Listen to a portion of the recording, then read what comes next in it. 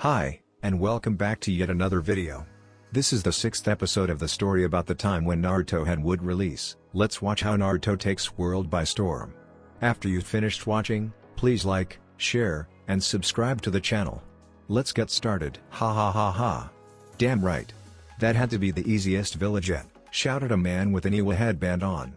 He was surrounded by a little over 20 other shinobi, all with different headbands representing Mizu, Iwa, and 2 from Konoha. They all had one thing in common, their headbands all had a long slash through them, signaling their statuses as missing nins. A Mizu shinobi laughed. Of course. A civilian village like that can't stop a group of shinobi. Especially with our invincible leader, Aoi. Matter of fact, said the missing nin as he looked toward a cage filled with women of various ages. I think I'll take one of our captures for a spin. A few others nodded their heads in agreement and joined in. As the men approached the cage, the women screamed in fear. While that was taking place, an Anbu with a toad mask appeared in the treetops above them. Directly opposite of him, another Anbu in a hawk mask also appeared. To their left and right, an Anbu with purple hair and a cat mask appeared along with a bird-masked Anbu. The cat-masked Anbu was the captain of the squad, Yuga Uzumaki. A capable kunoichi and experienced Anbu captain. She is an expert kenjutsu user and the leader of the group of 4. Over a small radio, Nico, cat, began handing out orders to her squad. Gamma, secure the women and find our target. Aoi rokuso. Tori, bird, move the women to safety. Taka and I will eliminate the rest. Go, shouted Nico as all of the Anbu sprung into action. Hurry up Aoi and open the gate, shouted an angered Iwa ninja toward a Konoha missing nin in a chunin flak jacket. He looked to respond until a wooden dome appeared in front of the women, completely blocking them off from the missing nins. Gamma landed on top of that wooden dome holding the snake seal. Makuten, Mokuhohiki, wood style, wood locking wall. Thought Gamma as Tori appeared behind the wall to get the women to safety. What, Konoha Anbu? Thought Aoi as he was cut from his musings by the sound of birds chirping behind him. Aoi turned to see Taka rip through a shinobi with a chidori and Nico slice cleanly into another with her katana. Both died on the spot. Shit, they found me. Oh well. Thought Aoi as he yelled out orders. Intruders. Fight until we kill them all. The group of men cheered as they all separated to face off against their foes. Aoi pulled out what appeared to be the hilt of a sword as he looked toward the Anbu standing on the domed wall. With Taka flung the dead shinobi off of his hand as he let his chidori dissipate. Upon doing so, he noticed 8 shinobis staring him down, all hailing from Mizu. Hey! Let's see if those from Mizu dance well, said Taka, turning his face to look at all of them behind his hawk mask. Dance? Whatever, you are so dead meat for killing Kajika, said one of the ninja as he went through several hand seals along with the others. Sutin, Mijirappa, water style, violent water wave. Shouted the group of shinobi as they fired a powerful jet of water at the purple-masked Anbu. The combined attack created a huge depression in the earth as everything in its path was destroyed. Seeing no trace of the Anbu, the missing nin laughed. That sure was easy. Let's go help out the others, said the ninja as he turned to head toward another opponent. However, upon turning, he came face to face with a white mask that had an enchanting red glow coming from the eye holes. How did he survive? Thought the shinobi until he fell into a deep sleep from being placed under a genjutsu. Taka threw a kunai into his head to make sure he was finished. He then turned to the rest of the group as his hands sparked with electricity. Taka took off, tearing into the rest of the Mizu shinobi with gusto. He dealt with his group easily as they were no better than genins. With Nico, seems Aoi was hanging out with only genins. This will be an easy recapture. Thought Nico as she jumped to dodge an Iwa shinobi's sword slash. While still in mid-air, Nico swung her sword in a counterclockwise circle, leaving after images of her sword all the way around. Oborzukyo, hazy moon night, said Nico. She then swung her sword forward as she landed and sprinted through the 10 shinobi surrounding her with incredible speed. There were after images of her cutting the surrounding Iwa shinobi, who all received powerful slashes or stabs in vital areas at roughly the same time, seemingly sending them to their deaths. Nico then placed her hand on her radio. Taka. When you finish up, assist Gamma. I will help Tori with getting all the women away, said Nico. Hearing HN on the other side of the radio from Taka, she scoffed slightly. Disrespectful brat. Nico took off to assist Tori in evacuating the women as Taka went to join Gamma and facing off against Aoi and his group. With Gamma, hey, asshole. What the hell do you think you're doing? Those are our women, said an angered Iwa ninja as he stared at the toad-faced Anbu. Another shinobi actually managed to recognize that the Anbu used Makuten and grew fearful. Before he could speak, the Anbu spoke first. Aoi Rokusho. Chunin level missing nin from Konoha. Wanted for stealing the Raijin no Ken, sword of the Thunder God. Please come peacefully and you will be given a fair trial. Aoi smirked slightly. Ha, you couldn't take me back even if you used force. I know who you are. There are only 2 Makuten users left and you're the one with the golden blonde hair. Naruto Senju, Jinchuriki of the Kyuubi. Despite your impressive skill set, you should know that this sword makes its wielder invincible, said Aoi as the sword hilt he had pulled out burst with yellow lightning taking the shape of a sword. You won't be able to stop me, no matter how much you try. This sword can cut through anything. Some of Aoi's surrounding shinobi looked conflicted. They all knew of Naruto Senju and what he was capable of. But they also knew what Aoi could do and how powerful he was with that sword. However, they didn't want to be around for the battle. Gama didn't give them a chance to run away though. Makuten, Shikuro no Jutsu, wood style, 4-pillar prison technique, said Gama as he flashed through 4 hand seals. A huge wooden cage rose from beneath a group of shinobi, trapping them in a wooden box. Gama threw several kunai attached with explosive notes on both corners of the box facing him. The tags began to burn, signaling an imminent explosion. Get out! It's going to explode, shouted an Iwa shinobi as he and several others tried breaking out of the technique. Their attempts were futile as the wood was infused with chakra and incredibly durable. Shit boom! The wooden box exploded violently as pieces of the wooden box and body parts were thrown everywhere. Gama scanned the surroundings to check for any survivors. Aoi had escaped the durable prison by slicing through it with his sword. There was also another ninja laying beside him with a few singes on his clothes. Seems Aoi survived, and is that another Konoha ninja? Who is that? Thought Gama as he looked toward the still smirking Aoi. I can cut through your wood. You won't get me with a simple trick like that, said Aoi. The smaller Konoha ninja beside Aoi stood up and proceeded to run away from the danger. Idate. You coward, said Aoi as Idate began fleeing the scene, leaving just him and Gama alone. As Aoi was turning around, he saw Gama appear in his face with a Shunshine holding a Rasengan. Gama's hand began to come forward as he sent his Rasengan into Aoi, who was surprised by the quick movement of the toad-faced Anbu. Aoi, though surprised, reacted quick enough to parry the jutsu with his sword. Gama's Rasengan and Aoi's Thunder God sword clashed for a few seconds until Aoi smirked slightly. You don't seem to realize how powerful this sword is. With this sword, I am invincible, shouted Aoi as he cut through Gama's Rasengan cleanly. The sword continued as it sliced into the Anbu's shoulder and took his arm clean off. Aoi looked pleased with the results until the Anbu in front of him turned into wood. A clone? Then where is the real one, it thought Aoi until he was cut off by the sound of another Rasengan. The real Gama was situated above Aoi as he sent Aoi crashing into the ground with the Rasengan to the back. As Aoi laid prone in the small crater created from the Rasengan, Gama retrieved the Raijin no Ken and placed it in a sealing scroll. Gama then placed his hands in the snake seal as he created wooden stocks around Aoi to keep him from moving. Shit. It's suppressing my chakra, I can't get out. Thought Aoi as he struggled against the vines. There's no need in trying. Someone of your caliber can't break out of that with physical strength. You were nothing but a mere Chunin teacher at the academy, who couldn't hack it in Konoha and decided to go rogue. It's over, said Gama as he then hit Aoi to send him into unconsciousness. Taka appeared back in the clearing right after Gama knocked Aoi out. Taka had Idate, the Konoha shinobi who tried to escape earlier, slung over his shoulder. Taka had easily caught up to and subdued Idate.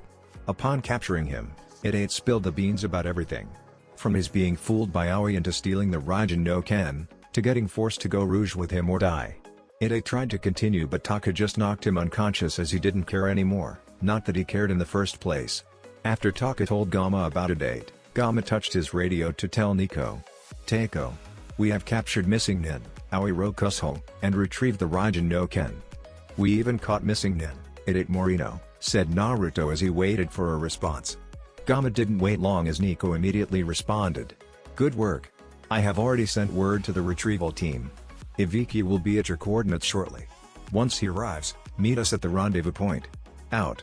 Gama nodded his head as he waited patiently with Taka for Ibiki's arrival. After about an hour of waiting, Gama sensed several presences nearing their position. Shortly afterward, Ibiki and several other torture and interrogation shinobi appeared. Thank you for your work here. Your job is done, we'll take it from here, spoke Ibiki as his men went to grab Aoi and Idate. Gamma and Taka nodded as they both leapt off into the forest to meet back up with the rest of their squad. As Ide and Aoi were being taken away, Ibiki couldn't help but feel happy on the inside. One being, his little brother was still alive.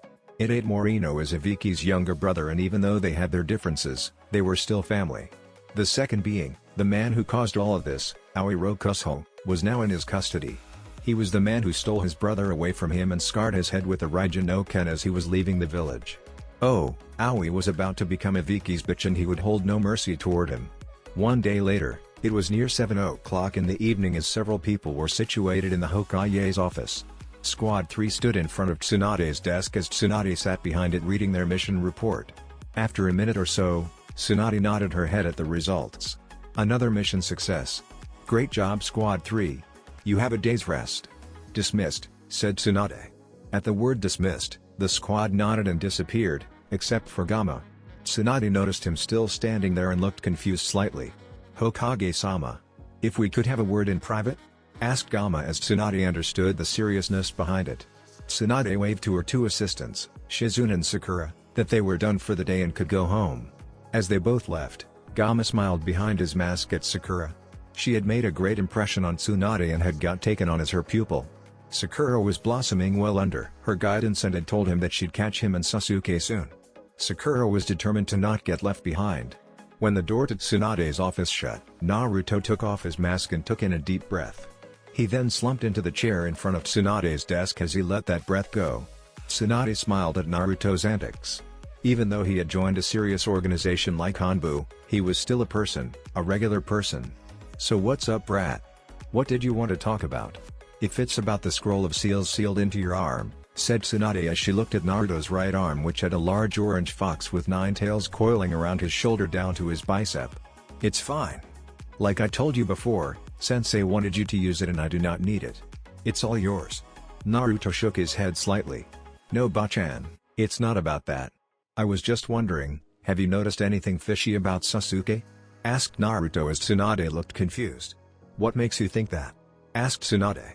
Naruto placed a hand under his chin as he went into a contemplative pose. Well, have you noticed how he made the transition into Anbu so easily? It's not a knock on his skills or anything, but even Tenzo-sensei and Yugao-senpai think the same, said Naruto as Tsunade nodded her head. True. He does seem like he's done this type of work before, but I don't believe that's enough to warrant him acting fishy. Kakashi could have been helping him learn about it just as Tenzo has been teaching you. So there has to be something else that makes you say that? Questioned Tsunade. Yeah, 2 more things actually. First, he had a visitor during his time in the hospital and I bumped into the guy when I went to see Sasuke with Yugito. He told me he was just some civilian wishing him well, but the guy had chakra like a ninja. Do you know of any old, crippled guy with a bandaged right eye and a scar on his chin that looks like an X? Asked Naruto. Tsunade showed no outward reaction but internally was shocked. Danzo? What the hell could he want with Sasuke? Thought Tsunade as she nodded to Naruto. Yes, that's Danzo Shimura, an old teammate of Sarutobi-sensei. He was quite skilled as a shinobi but got crippled during the 3rd Shinobi War and has been an advisor ever since. You really have never seen him? Asked Tsunade as Naruto shook his head. No. I've never seen him in person, but I have heard stories about Danzo from Gigi. Of course not. I'm not sure many people in Konoha have even seen Danzo, let alone heard of him. Thought Tsunade. And the last thing was what he said to me. It wasn't necessarily the last thing, but he told me to remember that every leaf in the forest has 2 sides. What the hell could that mean? Do you know? That's an old code from the 3rd Shinobi War. But that's only used by Konoha shinobi who go on S-rank missions and try to avoid persecution from the higher-up shinobi. Only the Sanin, sensei, and the advisors know that code. Danzo must have told Sasuke. But why would he need it? I'll have to get down to the bottom of this. Thought Tsunade as she shook her head no to Naruto's question. Of course, she knew about the code, but why make Naruto grow even more worried about his friend? She'd handle it so it'll be fine. Tsunade then smirked slightly as she decided to get off the serious topic with Naruto. She was off duty, so why not have a little fun? Tsunade pulled out a picture and slid it toward Naruto. Naruto looked confused as he wondered what she was trying to show him. He picked up the picture and blushed immediately. How did you get this picture? There's no way that you could have took this. It was just me, Yugito, Izumo and Kotetsu took it, said Naruto. He was holding a copy of the picture of his and Yugito's kiss. Kumagakure's Hellcat and the Orange Fox of Konoha sharing a kiss. You do realize a picture like this would make someone extremely wealthy? Especially since we have to make copies of all letters sent to different villages. Like the ones exchanged between you and Yugito these past few months. I never knew you'd be so, said Tsunade, holding pieces of paper that held the contents of Naruto and Yugito's letters. Naruto immediately snatched the letters out of Tsunade's hands as he tore them to shreds. Tsunade just smiled at his antics as she held up more copies. You think I didn't make copies, brat? You're just lucky, said Tsunade as she held up the original photo Izumo and Kotetsu had and the letters between Yugito and Naruto. I got the originals before Jiraiya could get his hands on them. You owe me, brat. Naruto let loose a breath he didn't realize he had. He'd have been in one of Jiraiya's books had his sensei gotten that photo or those letters. What would I owe you, Bachan? Asked Naruto as Tsunade smiled slightly. I heard that you, Jiraiya, and Gamabunda all got drunk in the forest together one day, sometime during the Chunin exams. Drunk off of some special Mount Myaboku fire sake, said Tsunade as Naruto looked dumbfounded. How could you hear about that? That was months ago, Bachan? Asked Naruto. Jiraiya told me. You were the first to get to try the Toad's special sake besides the Toads. Jiraiya also told me it was the best damn sake he'd ever had. Well, I want a taste. Give me a monthly supply every month and we're even, kiddo, said Tsunade. Every month? Why can't I just do it once? Started Naruto until Tsunade held up the evidence again. Blackmail. Kushios, said Naruto as he wanted to summon his baby-sized friend, Gamakachi. Yo! Came the deep voice of Gamakachi as he appeared from the smoke. Hey, Gamaki, holy hell? You got big? Questioned Naruto as he was looking eye level with his favorite Toad companion. Gamakachi had grown so big that instead of him riding Naruto's head, Naruto could now stand on his. Hey, you humans are just slow. What do you need, bro? Questioned Gamakachi as Naruto got over his shock and told him the plan. You're crazy, but okay. If this doesn't work out and I get caught by Dad, I'm blaming you, said Gamakachi as he disappeared in a poof of smoke. Good choice, Gaki. Wanna get hammered? Asked Tsunade as Naruto smiled slightly. Why not? It's been a hectic 6 months, said Naruto, prepared to bring back Gamakachi with Gamabunda's sake. Somewhere under Konoha, you know your mission, correct? Came the voice of a shadowed figure. The figure was speaking to an Anbu with a raised collar and a purple hawk mask on. Hi. They will be coming tonight and I will begin my mission, said Taka as the figure nodded his head slightly. Do not fret about the Senju boy. I have safeguards in place to ensure your arrival. Just make sure you're late so you don't have to kill him early. I need you to gain his trust so Konoha can get Orochimaru's secrets, said the figure as it turned away. Before exiting fully, the figure spoke once again. To be a shinobi is to sacrifice oneself. Closing your eyes to the sunlight, distinguishing yourself in the shadows. That is the true form of a ninja. You're doing a great service for your village, never forget that. Taka looked up as the figure vanished. Hi, Danzo-sama, said Taka as he also left to prepare for his escorts to take him to Orochimaru. The next morning, so close, said a panting Naruto. Naruto was laying on the ground in his Anbu uniform, but instead of his Anbu mask, he had on his headband. He was covered in bruises and had a few burn marks on his skin but otherwise was fine. A chuckle was heard from a slightly beat-up Kakashi standing in the clearing with Naruto. Mama. You could have won had you used your tenant's power, Naruto, or even your Kekai Genkai. But it does seem like I'm not that old yet, said Kakashi with an eye smile. Stupid Sharingan. I'll surpass you someday, Kakashi-sensei, said Naruto as he stood up. So you going on that mission now, right? You're almost 4 hours late. Oh yeah. I almost forgot. Thank you for reminding me. I should be back tomorrow though. It's a simple one. So I'll see you around, Johnny, said Kakashi with a mock salute as he disappeared in a poof of smoke. I still can't beat Kakashi without using Kurama's power or my Makuten. I'll get him eventually. But for now, time for some ramen, said Naruto as he vanished in a sunshine to his favorite eatery. Several hours later, Naruto handed an old lady a bouquet from the inside of a flower shop. Here you go, ma'am. Have a wonderful day, said Naruto with a smile. After eating, Naruto decided to help out at one of his favorite places in all of Konoha, the Yamanaka flower shop. He was having a swell time and it seemed to get better as Shikamaru walked in. Yo! Shikamaru. What's up? Said Naruto as he then noticed Shikamaru's frantic movements. Naruto. You're here. Good. Tsunade-sama said she needs us for an urgent mission. It's important, said Shikamaru before he finished speaking. Naruto had appeared next to him and shunshined them to Tsunade's office. After appearing with Shikamaru in tow, Naruto noticed Kiba, Choji, and Neji standing there with him. "What's going on, Bachan?" asked Naruto. Tsunade looked toward Naruto with a very serious demeanor. "Sasuke has left the village," said Tsunade as Naruto looked ready to snap, but she stopped him. "We're not sure if he was taken or not, but Sakura claimed to have seen him walking toward the village exit and we'll have to assume the worst. Kiba and Neji here will help you track him. Shikamaru is here to help with planning and Choji is extra muscle. Your mission is to capture Sasuke and bring him back alive, if possible. Sorry that we couldn't get any more manpower for this mission, but you all are the best I've got at the moment. Naruto, you're the leader of the mission, so please make haste, and be careful." Finished Tsunade as Naruto nodded his head. "You guys ready to leave?" asked Naruto to his team. After a collective nod from everyone, Naruto took off out of Tsunade's window with them behind him. "Kiba, can you find Sasuke's trail?" Kiba sniffed the air slightly as he nodded his head. "I already did while Shikamaru was looking for you." "Follow me," said Kiba as they all leapt away from the village heading toward where the Valley of the End was. "Naruto, Sasuke wouldn't become a traitor, would he?" Naruto had a serious face as he continued sprinting. "I don't know, but let's not discuss pointless things. We'll just ask Sasuke when we catch up to him," said Naruto as the team sped through the forest at a rapid pace. As they were heading in the direction of the trail, Neji voiced his opinion.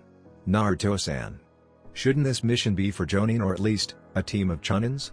Why is Hokage-sama sending 2 Chunins and 3 Jonins?" asked Neji. Naruto didn't answer due to Shikamaru answering for him. "True as it may be, this mission is definitely not supposed to be given to us. However, my dad told me that the village is very short-handed at the moment due to the invasion. Meaning, missions are being taken no matter what to help with the rebuilding, leaving the village with few shinobi to guard it. Due to that, that's why we were handed this task." Neji nodded in affirmation as Kiba decided to make his thoughts known. "Who cares? We're going to kick some ass and take Sasuke back to the village. It's simple," said Kiba with the utmost confidence. Shikamaru, Kuji, and Neji smiled at the opinion as it was definitely needed for the overall morale. However, Naruto didn't smile, he merely nodded at the words and continued to sprint through the forest, still setting a rapid pace. Sasuke better have a damn good excuse for deserting the village. "Naruto seems pissed and I wouldn't want to be on the receiving end of it," thought Shikamaru as the group kept leaping through the forest, sprinting for nearly half a day and taking a rest during the night. The next morning, "Naruto, we're getting close. I can see the group of 4 sound shinobi. And they are carrying a large circular box," said Neji, who had his Byakugan activated since Kiba said they were nearly upon them. "They have stopped moving. It looks like they are carrying out a ritual. Shall we strike now?" asked Neji to Naruto as they landed in the trees surrounding the sound ninjas. "It seems like the best idea. To ambush them and retrieve Sasuke." "Shikamaru, what do you think?" said Naruto. Naruto was positive it was the best plan, but why not ask Shikamaru? It wouldn't hurt anything to hear from the genius. Shikamaru looked thoughtful for a few seconds but ultimately nodded his head. "That's perfect, but we need to strike now. Everybody ready?" asked Shikamaru. Seeing everyone's nod, Shikamaru turned back to the group in front of them. "Let's go." When Shikamaru said the word go, a kunai with several explosive notes attached to the end landed on the tree beside the group. "Shit, they spotted us," thought Naruto as the group jumped away to avoid the explosion, not without receiving the shockwave which ended up sending them further than intended. Naruto and Neji landed on their feet despite that, but Kiba, Kuji, and Shikamaru crashed into the ground, skidding slightly. "The Senju kid. This will make it tough, but he still can't compete with Orochimaru-sama's cursed seal," thought Kitamura, a member of the Sound Four with 8 appendages, 6 arms and 2 legs. "Well, look what we have here. I threw that kunai into the trees to catch a snake and instead caught several bugs," said Sakon, the member of the Sound Four who had 2 heads. "Jirobo, stop them." The chubby member with an orange mohawk nodded his head as he went through several hand seals and said, "Doden Kekai, Dorodomu, Earth Release Barrier, Earth Prison of Magnificent Nothingness." A large dome of earth quickly molded itself around the Konoha shinobi, imprisoning them inside as Jirobo kept his hands on the barrier. "Go ahead. I'll finish this. We need to get the Uchiha to Orochimaru-sama," said Jirobo as his teammates nodded and took off into the forest. Jirobo then felt his dome get smashed in several places but only smirked. "It's impossible to get out of this dome. Just give up." Damn. My Suga, passing Fang, did nothing to it but leave cracks. And even then, it's self-repairing. What do we do? Asked Kiba. Kiba's right. This dome is sturdy and I can even feel it siphoning off my chakra. How are we going to get out? Thought Shikamaru. Shikamaru then noticed that an area of the dome had recovered slower than the exact opposite side of the dome. That's it. The dome is weaker on that side, possibly due to him being on the opposite. If we hit it hard enough we should be able to get out. Now all we have to do is Rasengan, shouted Naruto as he smashed his jutsu into the side of the dome that repaired the fastest. Shikamaru knew it'd be useless until he saw Naruto shrouded in the Kyuubi's chakra. Naruto blasted an enormous hole directly where Jirobo was holding his hands. Due to Naruto's powerful attack and Jirobo being so close in proximity to the blast zone, he was sent flying back and smashed through a tree. What the hell? That was so ridiculously powerful? Said Kiba, confused at Naruto since he had two tails of the Kyuubi's chakra. I thought you said you could only use one tail? Yeah, I did too. But how come I access two? Kurama? Questioned Naruto internally to his inner demon. Is the seal weakening maybe? Or could it have been last night when Jiraiya spotted you passed out after singing songs with that Senju woman? He did touch your stomach slightly, so maybe he loosened the seal? I wasn't really paying attention to it, so I can't really know. You'll have to ask him, said Kurama back to Naruto. Kurama could sense Naruto's next statement and decided to quell it before he said it. It's alright. You have proven yourself more than enough to have more access to my power. Though I think he only loosened it to give out 4 tails of power. Thanks, Kurama. And to finish him, thought Naruto as he charged up another Rasengan, which took on a purple hue due to Kurama's chakra. Naruto vanished in a sunshine to appear above the downed Jirobo and smash the jutsu into his face. Jirobo was down for the count. There was no coming back from that, even if he had used his cursed seal. Naruto let his shroud fade as he turned back to his teammates. Let's go. There's no time to waste, said Naruto as the 5 took off once again in hopes of catching Sasuke. Naruto, said Shikamaru as they continued to leap through the forest. If we want to catch Sasuke, it'd be better if we split up from this point moving forward. There are only 3 of them left and we still have 5 people, 6 counting Akamaru. Neji, can you take one of them alone? Seeing Neji nod, Shikamaru was going to continue with his plan until Kiba spoke up. I can take one alone too. But I won't be alone, I have Akamaru with me, said Kiba, getting a bark of agreement from his canine friend. Plus, I owe that 2-headed freak for calling us bugs. Finished Kiba thinking about his teammate, Shino. Bugs are cool. Shino showed me that. Shikamaru sighed slightly. Well, if you think so then that settles it. Kiba can take the 2-headed dude, leaving Neji to take on either the girl or the one with 6 arms. Choji and I will take on whoever he doesn't face. Leaving Naruto to get Sasuke and get him back to Konoha, said Shikamaru as the group nodded their heads at the plan. Naruto placed his hands in the snake seal. Moku Bunshin no Jutsu, wood clone technique, said Naruto as he created several wood clones. Just in case, I'll be able to help. You never know, Orochimaru could send them assistance. The group continued to leap through the forest to enact Shikamaru's plan. Naruto, Choji, and Shikamaru stood across the redhead girl member of the Sound 4 as Sasuke was nowhere to be seen. Nor was the rest of their respective teams. Neji had stayed back to take on the 6-armed member of the Sound 4. Kiba had taken the 2-headed member off the cliff and was battling him alone as well.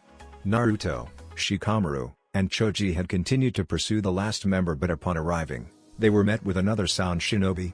He left Tuya, the redhead girl, to stop the last 3 Konoha Shinobi while he continued on. As they were staring her down, Shikamaru spoke to Naruto. Don't worry Naruto. Choji and I will handle her. You go get the new guy and bring back Sasuke. We'll be fine. Naruto nodded his head and leapt past Tuya while Shikamaru and Choji distracted her.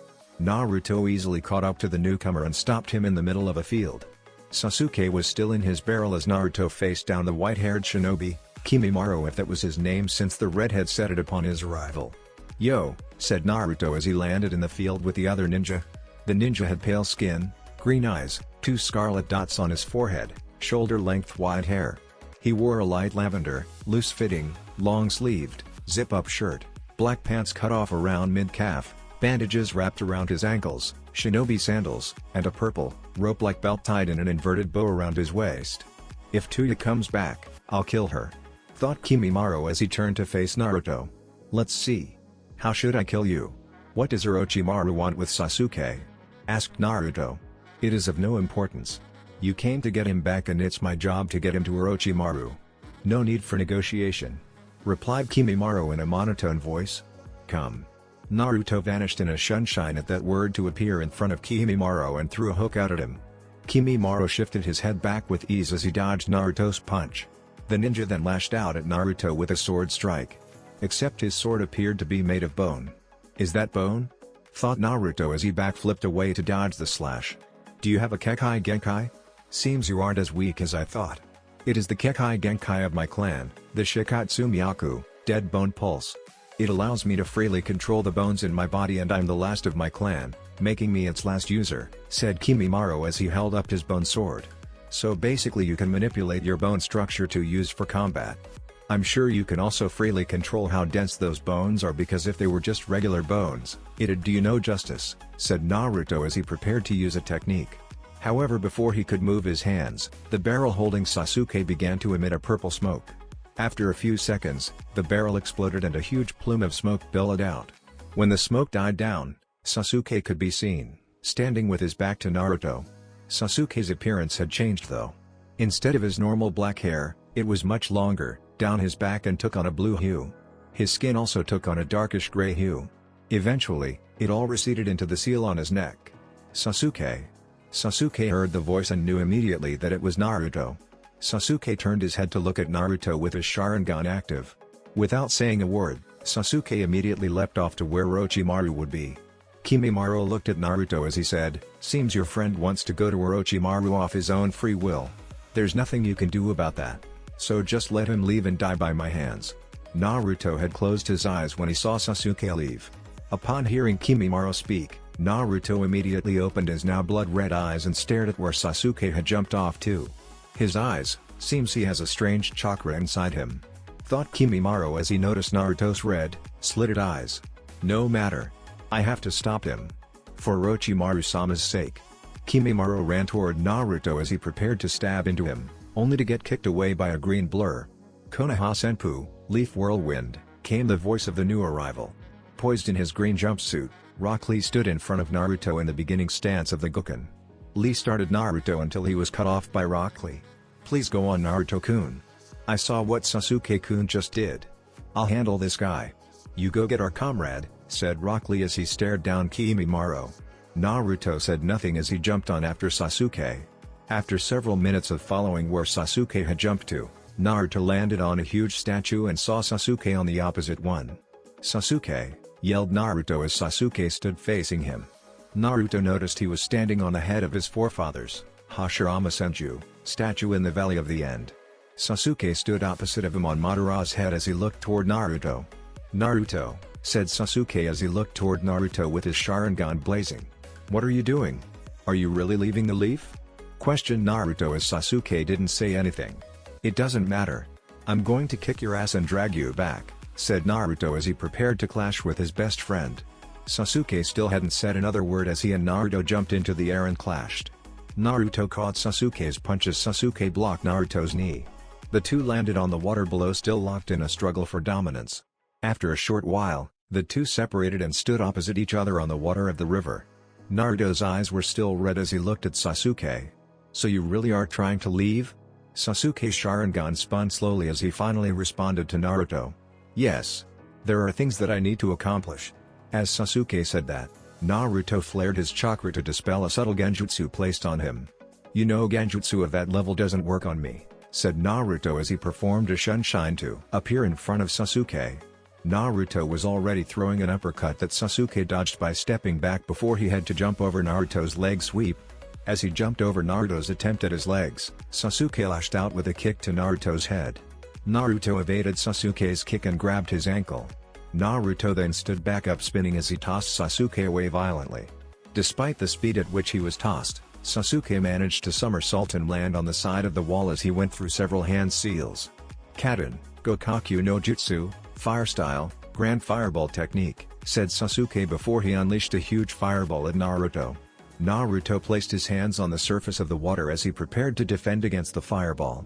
"Makuten, Jukai Haki, Wood Style, World of Trees Wall," said Naruto as dozens of branches rose from the water. interlocking as they grew in size to form a large wall. Sasuke's fireball smashed into Naruto's wall as after a few seconds, the wall stood firm despite the blackened areas due to the fireball's heat.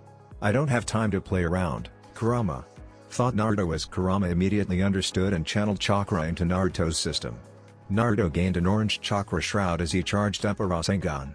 Naruto took off to charge through his wall. As Naruto burst through the wall, he was met by Sasuke, who had charged up a Chidori with Naruto's same intentions. Sasuke had black, flame-like patterns going on his face since he used some of the curse seal to combat Naruto's Baijuu cloak. Chidori and Rasengan clashed against each other as the two battled for dominance once again. "You should know that this was a mistake," said Naruto as he gained a tail of chakra. Naruto then easily blasted Sasuke away since a Baijuu's power, especially Kurama's, would trump Orochimaru's power boost any day. Sasuke smashed into the wall of the ravine. As he laid in the wall, Sasuke smirked slightly as he let Orochimaru's curse seal recede. "You're right, Naruto. That was a mistake on my part. However, a Baijuu's power means nothing when compared to the full might of the Uchiha clan Sharingan," said Sasuke as he came out of the wall while opening his eyes. His eyes were a different pattern though. Sasuke's tomoe spread and converged along the edge of its iris, taking on the appearance of three intersecting ellipses. His eyes also inverted colors as there was a black eye with red designs. Kurama immediately recognized the shift in his eyes. "Naruto, that is the Mangekyo Sharingan. Those eyes have the power to tame tailed beasts, be wary of him," said Kurama as Naruto looked on with narrowed eyes at Sasuke. Sasuke's eyes seemed to glow slightly as he stared at Naruto. "Let's see how you dance against my new eyes." Naruto stood in his one-tailed Jinchuriki cloak as he faced down his best friend, Sasuke, in the Valley of the End. Naruto had his eyes narrowed at Sasuke's new power as he had revealed to have attained the Mangekyo Sharingan. Naruto didn't know what his new eyes could do but could certainly feel the unbridled power behind them. Not to mention the warning he received from Kurama earlier about its potential. "I've never seen you use that power before. So how do you have those eyes?" said Naruto talking about Sasuke's Sharingan. Sasuke smirked at Naruto's words. "You seem to not remember that you hid quite a few things from me in the past, Naruto. Your Jinchuriki status and your Makuten abilities. Who's to say that I never did? We all have our secrets," said Sasuke as his gaze shifted to the water that flowed between him and Naruto. As he stared at his reflection, he continued to speak, "These eyes are only attainable to those that have experienced the death of someone close to them. Like the death of a family member, or in my case, a best friend." Naruto pondered Sasuke's words. "You killed your best friend, for power?" questioned Naruto, apprehensive about what Sasuke may have done. Sasuke chuckled slightly at Naruto's words. "I would never stoop so low just to attain power. These eyes were born the day I witnessed your death, by my hands," said Sasuke as Naruto became confused. "I'm not dead. Nor have I ever been dying by your hands. So how could my death have anything to do with that?" "Itachi," replied Sasuke in a low tone as he continued to stare into his own reflection. "Itachi made me kill you and his Tsukuyomi over and over again. And I assume due to the realness of his genjutsu, my eyes were born that day." Naruto raised his eyebrows at that statement. Why would Itachi do something like that? He'd have had to know that something like that could happen. Did he do it on purpose? Thought Naruto as he felt a chakra spike come from Sasuke, who was holding the tiger seal after going through 6 hand seals. "Kaden, Gokumetsu, fire style, great flame destruction," said Sasuke as he blew out a massive stream of intense flames. Naruto got engulfed by the sudden attack as Sasuke set him and the wooden wall behind him ablaze. Sasuke ended his attack after a few seconds as Naruto's wood wall was burning in an intense fire. Not seeing any sign of Naruto, Sasuke scanned his surroundings for anything that could clue him in on his whereabouts. Finally realizing where he was, Sasuke jumped in the air to avoid a hand coming from the ground beneath him. Sasuke took the sword off his back as he stabbed it through Naruto in the ground when he landed. Instead of flesh, Sasuke stabbed into wood as the Naruto beneath turned out to be a wood clone. Sasuke turned to see Naruto standing behind him, without his Kyuubi cloak and missing the right sleeve of his shirt. It seemed Naruto hadn't gotten fully away from Sasuke's attack as his right arm had burn marks on it along with his clothes being slightly singed. Naruto placed his hands in the snake seal. Makuten Kushios, Hori ni Kushoku Butsu, would release summoning, burrowing carnivorous Buddha, came the voice of Naruto as he slammed a hand onto the ground. A massive sealing array appeared underneath Sasuke as the ground beneath him rumbled. Sasuke immediately jumped away from the ceiling array as a huge plant emerged where he just was. That plant is enormous, thought Sasuke as what appeared to be a four-sided Venus flytrap appeared beneath him attempting to eat him. As Sasuke began his descent to the ground, he had to raise his sword to block a kunai strike from Naruto, who appeared in front of him with a shunshine. Naruto then knocked Sasuke's sword aside as he lashed out with a quick elbow. Sasuke's Sharingan saw it coming however and he swatted it away causing Naruto to stumble slightly. Sasuke attempted to strike Naruto with his sword but had to dodge Naruto's plant as it tried to eat him. Sasuke grew slightly annoyed with Naruto's summoned plant creature or monster and decided to be rid of it. Sasuke let loose another stream of flames that flew toward Naruto's plant. Though before the flames got to the enormous plant, it sunk back into the ground to avoid them. DCH, said Sasuke noticing his fire mist as the plant emerged once the danger was gone. With Sasuke's worrying about the plant, Naruto decided to take advantage of his friend's misplaced attention. Naruto performed another shunshine as he appeared to the side of Sasuke and sent a kick to his midsection that keeled him over. Naruto wasn't surprised to see a log take Sasuke's place and fall to the ground with a massive dent in it. Naruto took out a kunai as he turned to block Sasuke's sword strike from behind. The two then began to trade blows of metal as sparks began to fly everywhere from the clashes of kunai versus sword. Despite Sasuke having the reach advantage with his sword and his Sharingan to predict Naruto's movements, he couldn't press that advantage due to Naruto's advantage in speed and the plant continuing to bother him. He was actually taking the worst of their exchanges as bruises and cuts began to appear on his body. I have to get rid of that thing. Looks like I'll have to use my eyes, thought Sasuke as he closed his left eye. Sasuke dodged another attempt of Naruto's plan to eat him only to be kicked away by Naruto. Sasuke blocked the kick and landed on his feet as he prepared his technique. Blood seeped from Sasuke's left eye as he turned his head toward Naruto's plant. Amaterasu, heavenly illumination, said Sasuke opening his left eye. Nearly instantaneously, Naruto's plant was set ablaze by a majestic black fire. The plant shrieked in agony as it tried to quench the flames by diving in the water. But to no avail though as the black flames continued to burn even underwater as the plant eventually was turned into ash. Naruto stopped fighting at the sight of Sasuke's jutsu. So that's the power of the Mangekyo. Even with my plant going underwater, the fire didn't stop burning it, thought Naruto as he stared back at Sasuke. Due to the blood that seeped from his left eye, I'm assuming he can conjure up unquenchable black flames from that eye specifically. I'll have to be careful. Sasuke shut his left eye immediately after turning Naruto's plant into ash. A few seconds after the plant was finished, Sasuke clutched the left side of his face as he felt the after effects of using the jutsu. I can't keep using those techniques. It'll do me no good to use those powerful jutsus if it'll eventually make me go blind. I'll have to use it sparingly, thought Sasuke as he removed his hand and stared back out at Naruto. That was a powerful technique you used just now. Though I have to wonder, there has to be a risk to using it. From the way your eye bled just now to the fact that you clutched that side of your face as well, I assume it brings risk to your eyes, said Naruto analytically about Sasuke's jutsu. Seems you really are great at analysis.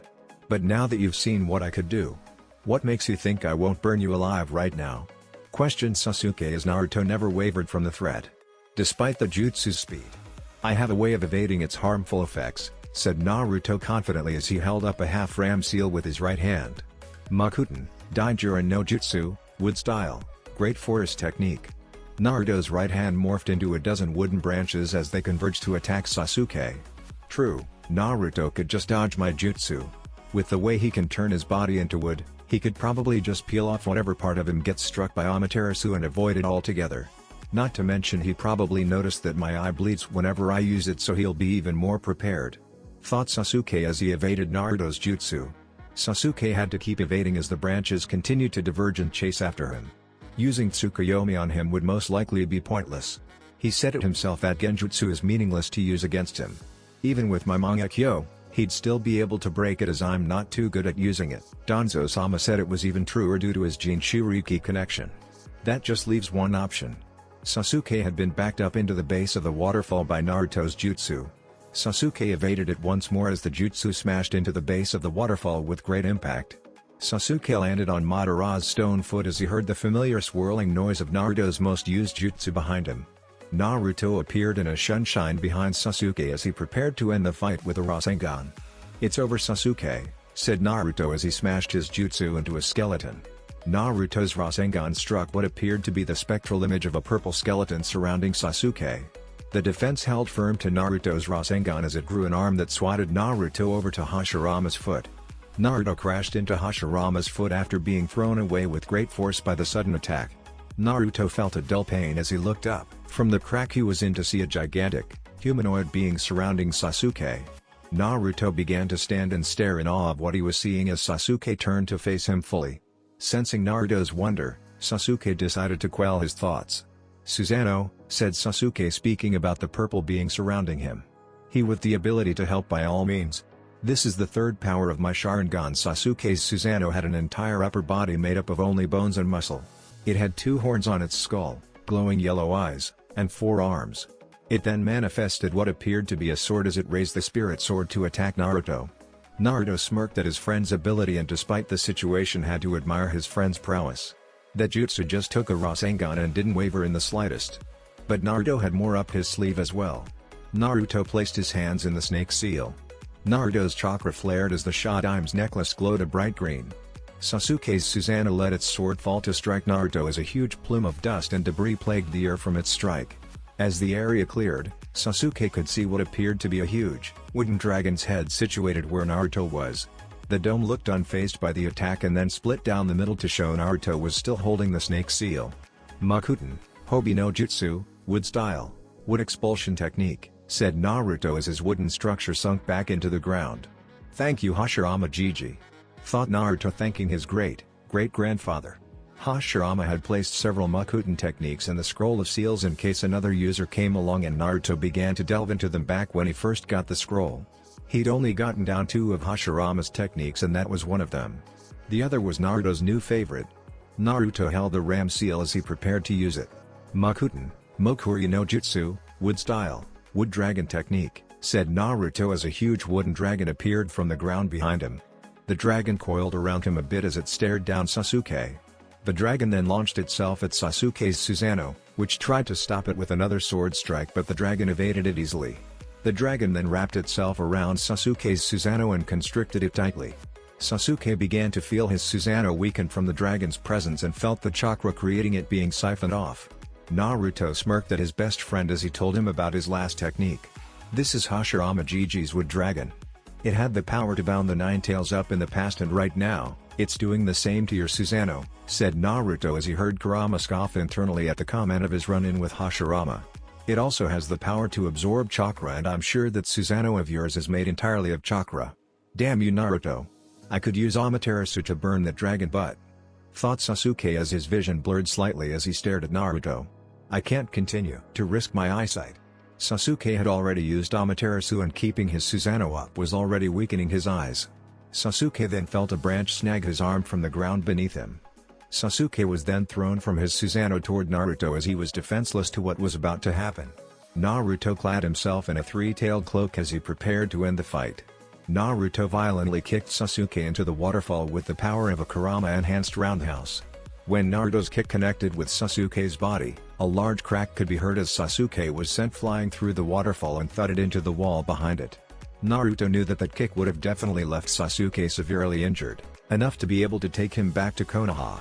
However, Kurama knew better. He activated the cursed seal as you kicked him. "I'm not sure if that kick was enough to keep him down if he's using that power. Why didn't you use something else? If I used a Rasengan I could have killed him. I need to take him back alive and I thought that a 3-tailed kick would be enough to put him down. It looks like he's not going to give up," replied Naruto as he saw a huge spark of black lightning appear from behind the waterfall. Naruto charged up another Rasengan. A huge Onin preparation for Sasuke. Sasuke came walking out of the waterfall in his cursed seal level 2 form with his right hand cloaked in a huge amount of electricity. "This is it Naruto," said Sasuke as he took off in a sprint at Naruto, who returned the sprint in kind. "Cho Chakra Chidori, Super Chakra Chidori, Odama Rasengan, Big Ball Rasengan," came the shouts of Sasuke and Naruto respectively as they met in a clash. Sometime later, "It's just up ahead Kakashi," came the surprisingly deep voice of a small dog named Pakun. Pakun was leading his summoner, Kakashi, through the woods as they were headed to try and retrieve his ex-students. Kakashi merely nodded at Pakun as he continued sprinting. Sasuke left the village. Tsunade-sama said that Danzo could be involved. That team she sent should have never been sent alone. Luckily Neji was still alive after his fight. The team from Suna helped keep the rest of the group from harm's way. All that's left is Naruto and Sasuke, please make it in time. Thought Kakashi as he had felt a spike of the Kyuubi's chakra recently, a spike bigger than the ones before. Kakashi and Pakun arrived at the Valley of the End to see Naruto standing and staring at what appeared to be a burning body. Sasuke was nowhere around as Kakashi jumped to land by Naruto. "Naruto? Are you okay? What happened?" questioned Kakashi as Naruto looked at him with a slightly somber look. "I don't know," said Naruto as he told Kakashi what happened in his fight with Sasuke. Flashback. Earlier, Chochakura Chidoryo Dama Rasengan came the shouts of Sasuke and Naruto respectively as they met in a clash. A giant sphere of energy surrounded the two as their jutsus battled each other. The sphere expanded and eventually exploded in a bright display of energy as it left the valley unable to be seen for a few seconds. Clouds formed immediately as rain began to pour down over the valley. A figure could be seen standing over another figure that laid prone on the ground motionless. Naruto had lost his Kyuubi cloak as Sasuke's Sharingan faded and his cursed seal receded. Sasuke laughed slightly. "Seems I still can't overcome you, Naruto," said Sasuke from his back as he stared up into the rain. Sasuke's body wasn't responding as that last clash had taken a lot out of him, especially with Naruto besting him in the last exchange. Naruto stood over Sasuke as he looked down at his friend. "I'm taking you back to Konoha," said Naruto as he picked Sasuke up and placed him over his shoulder. Naruto then began to make the trek back to Konoha with Sasuke slung over his shoulder. "You don't seem to understand, Naruto. I'm not going to Konoha. I've come too far to fail now," said Sasuke as Naruto became confused. "But remember, you are the leaves bathing in the sunlight. And I am the roots that grow in the dark." Naruto didn't understand what Sasuke was saying. He had lost and from what Naruto could tell, couldn't lift a finger. There was nothing he could do besides getting carried back to Konoha. Naruto Senju came the voice of a new arrival. An arrival who had 4 more shinobi with him. The group of 5 were all wearing identical cloaks with hoods and plain white masks with various animals depicted on the front. Normally Naruto would have been able to sense them beforehand, but he was too tired from his fight with Sasuke to even realize it. "Anbu?" said Naruto, confused by the arrival of the 5 shinobi. "You're not Konoha Anbu. Who are you?" The group didn't answer Naruto but instead chose to attack him. Naruto dodged the swipe of a tipless Tando from the first Anbu, only to have to duck the swipe of another. Naruto was unfortunate enough to dodge the 3rd and 4th Anbu and received punches to the stomach, making him drop Sasuke. Sasuke was then picked up by the 5th and final member as he took him away, leaving Naruto to face off against the final 4. The remaining 4 Anbu members stood as a blockade, keeping themselves between Naruto and the fleeing Anbu with Sasuke. "We cannot allow you to take Sasuke. If you choose to continue pursuing him, we will have to stop you," came the voice of the same Anbu who had spoken earlier. "No. Sasuke," thought Naruto as he stood back up shakily. Naruto could feel Sasuke's presence vanish and his anger spiked. Naruto exploded in a display of chakra as he became shrouded in a vibrant, orange chakra. Naruto had 4 tails swishing behind him as he roared out of anger. That roar created a shockwave that sent the 4 Anbu in front of them flying back into the ravine that was the Valley of the End. The Anbu stood up quickly as Naruto landed on the ground beside them, cracking it slightly. "Who are you?" questioned Naruto in a Kurama-influenced voice. Like before, the Anbu never answered, only choosing to attack. Naruto swatted the first shinobi away with a flick of one of his tails as he caught the next one by the throat with a clawed hand. Naruto created a Rasengan that he sent into the chest of the 3rd approaching Anbu, which sent him careening into the wall behind him. Naruto crushed the throat of the Anbu in his hand as he slammed him into the ground, cracking it slightly. The Anbu, that Naruto had slammed into the ground, caught aflame as he burned to a crisp. The first Anbu that was swatted away by Naruto's tail also burned to a crisp along with the one that was launched into the wall by Naruto's Rasengan. They follow Anbu protocol of burning their bodies upon death. "That means I'll have to take the last one alive," thought Naruto as he turned to face the last Anbu. Before Naruto could enact his plan of capturing the last one, that Anbu's body burst into flames like the last 3, preventing his capture. "It's too late, Naruto," said Kurama. Kurama was surprised at Naruto's ability with his chakra.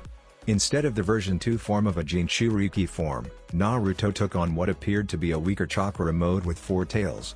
Possibly due to his body's ability to purify and control his chakra. Naruto let Kurama's chakra dissipate as he watched the body burn despite the rain that continued to fall. I was so close to bringing him back, but I held back on him because I didn't want to kill him, said Naruto back to Kurama. Who were those Anbu? Naruto then looked to see Kakashi and his dog, Pakun, land next to him. Flashback end. Naruto fell forward in exhaustion after he retold the events of his battle with Sasuke and the aftermath of it. As he was falling forward, Naruto was caught by Kakashi, who had turned so as Naruto could land on his back. I almost had him, sensei, said Naruto as he drifted off into unconsciousness. Kakashi nodded his head at Naruto as he picked him up piggyback style and began the long journey back to Konoha. Pakun disappeared in a puff of smoke as Kakashi walked back toward Konoha. Kakashi was both happy and saddened at today's events. He was happy that Naruto had handled facing an Uchiha who had the Mangekyo Sharingan so well, but saddened that it was his student who left. But despite all that, Kakashi was overjoyed that Naruto was safe. They had lost Sasuke, but Konoha couldn't afford to lose Naruto. Somewhere in a hidden base, so I've seen you've come, came the voice of a man situated on a throne. He had bandages wrapped around his entire body, leaving only his left eye visible and his seafoam green hair. As the man said, two others walked into the room. One had a glint showing off his round glasses as the other had a glowing pair of Sharingan. The man on the throne grinned a sinister smile as he welcomed his new guest. "Welcome, Sasuke-kun. I knew you'd come," said Orochimaru as he led Sasuke down a path of his base. Somewhere underground, 7 spectral figures stood on what appeared to be gigantic hands as they all appeared to be holograms. "What the fuck is this meeting for? I got souls to sacrifice to Jashin-sama? Why are we here?" said one of the holograms with what appeared to be a triple blade scythe in his hand. A hologram with eyes that held a purple tint to them with a ripple pattern looked toward the hologram that spoke. It wasn't as if he wasn't glaring at him or anything, but it certainly felt like he was staring into his soul, and it certainly irked the man with the scythe slightly. "We are here to discuss a new development, Zetsu," said the hologram with the purple eyes as a being rose from the floor. The being had 2 large Venus flytrap-like extensions that enveloped his head and upper body, giving him a plant-like appearance. He had short green hair, yellow eyes, and his body had 2 different halves. One side was white while the other side was completely black. As the figure spoke, it seemed as though each half had its own voice and switched between each other perfectly. "I have news on something important. Sasuke Uchiha fled Konoha in hopes of getting to Orochimaru. However, Konoha sent a team to retrieve him, and it ended up with him facing off against Naruto Senju. I recently watched the fight between the Kyuubi Jinchuriki, Naruto Senju, and Sasuke Uchiha. The Kyuubi Jinchuriki won the fight despite the Uchiha possessing the Mangekyo Sharingan," said Zetsu. After besting the Uchiha boy, Naruto attempted to take the Uchiha back to Konoha, but his progress was impeded by several Anbu. After managing to get the Uchiha away from him, Sasuke was able to make it to Orochimaru. "Be wary of these 2 shinobis, especially the Kyuubi Jinchuriki, as he showed prowess in his Makuten ability and the usage of his Baijuo. I will continue to update you all. Now that we know how powerful the Jinchuriki has become, I have decided to change your targets. I will handle the 9 tails when the time comes. Itachi and Kisame will take the 6 tails instead. We have only a few more years before we begin our hunt. You know your duties. Be ready when the time comes." Dismissed. Finished the leader of the group as his image vanished along with the other 7. 1 week later, Naruto sat in his hospital bed as he was staring out the window, pondering the events that happened recently. It had been a week since his battle with Sasuke and he was still in the hospital. All of his injuries were healed by the night of his arrival, but Naruto had decided to stay in the hospital for a little while longer. He still felt he wasn't mentally prepared yet to go back. The team Naruto was sent with all came back alive. Only Neji needed emergency surgery, but it was successful and he would make a full recovery. Thanks to the assistance of the San siblings, the rest of Konoha's retrieval team also came back alive and well with minor injuries. Tsunade immediately rushed to the hospital to check on her nephew as soon as he was brought in by Kakashi and was grateful that he was fine. Tsunade debriefed Naruto the next morning as he told her the events of his mission from his perspective. After hearing about everything and how he failed due to being stopped by Anbu, Tsunade just knew that Danzo was involved somehow. Despite not having any evidence to prove it, Tsunade was going to make certain that Danzo paid for what he did, especially since it went against her directly. His dealings in the shadows needed to be put to rest and she was going to see that it be accomplished. Naruto had gotten many visitors during his stay in the hospital, including his friends and their senseis, along with Tenzo and Yugao. They all wished him well and gave him words of encouragement despite what just occurred. When Sakura had come to see him, she gave Naruto a long hug as she felt the same way he did. She had lost a teammate as well and was saddened that she couldn't stop him either since she was the first to notice him leaving. She did tell him that one day, whenever Naruto decided to hunt down Sasuke again, she'd be there with him. Despite all of his visitors, Naruto still sat in his hospital bed as he blew out a long sigh. Naruto never shifted his gaze from the window as he felt a familiar presence land on his windowsill. "Hey, Gaki. How you holding up?" came the voice of Jiraiya as he sat on Naruto's windowsill. Naruto blew out another sigh as he looked toward his sensei. "I've seen better days, Jiraiya-sensei. What brings you back to Konoha?" questioned Naruto as Jiraiya looked at Naruto with a look of slight pity. Jiraiya knew what Naruto was going through as he had gone through the same when Orochimaru left. Though it was probably worst in Naruto's case as he had actually beat Sasuke and only lost him due to Danzo's interference. Luckily Naruto didn't know that yet. All hell would break loose if Naruto knew Danzo was the reason the Zanbu attacked him. "I just came to tell you that you have a meeting with Tsunade Hime tomorrow morning. It's important and has to do with you. Be there," said Jiraiya as Naruto merely nodded his head weakly. Jiraiya, getting tired of seeing Naruto mope, decided to get him out of his funk. Jiraiya pulled out a folder and tossed it to Naruto. Naruto caught the folder and opened it to view its contents. After about a minute of looking over the folders inside, Naruto looked up at Jiraiya to see him smiling a very lecherous grin. "That's right, Gaki. I have it," said Jiraiya as Naruto blushed a deep red. "I thought Tsunade Bachan got the original?" questioned Naruto as he saw Jiraiya still smiling as he held up the original photo of Naruto and Yugito kissing. "Well, when you and Tsunade Hime decided to get drunk off of Bunta's sake, I came in and tinkered with your seal. I loosened it to allow more of the Nine Tails chakra to seep into your system, and while I was there, I happened to hear Tsunade singing love songs while waving a picture around in the air. Lo and behold, it's the picture of my young apprentice getting his groove on with the Kumo girl. I think I'll be able to make a lot of money off of a picture like this. What do you think, Nar?" said Jiraiya as he had to dodge a fist. "Oh ho? You'll have to do better than that if you plan to get this picture." Jiraiya took off running as he was chased by a hospital gown wearing Naruto. "Give me that picture," shouted Naruto as he sprinted after Jiraiya. Path in Konoha, Ino was having a great day. She was walking down a path that headed toward Konoha's hospital. Ino was holding flowers that she had gotten for Naruto to help him feel better about the whole Sasuke situation. As she was walking, she noticed a trail of dust heading her way and couldn't see anything but a large mane of white hair speeding toward her. The figure jumped over her as she realized it was Jiraiya-sama. "I wonder what he's running from," said Ino, who turned to watch Jiraiya run. Ino then turned her head back around as he saw a smaller trail of dust coming down the road. She saw the trademark golden blonde hair and instantly knew it was her crush. But just like Jiraiya did earlier, Naruto jumped over her to get to Jiraiya. What Ino wasn't prepared for was the fact that Naruto was wearing a hospital gown, only a hospital gown. And she happened to get a front row seat to what made Naruto. All of it, nothing was left to the imagination to her. The poor girl fainted on the spot as she laid prone on the ground with a stupid grin and a trail of blood leaking from her nose. One day later, Naruto stood in Tsunade's office the next morning. Naruto was clad in his Anbu uniform as Jiraiya and Tsunade were in the office with him. Jiraiya was situated on the windowsill like normal as Tsunade sat on the front of her desk. "So what's this meeting all about, Bachan?" asked Naruto as the two Sannin just sat and stared at him.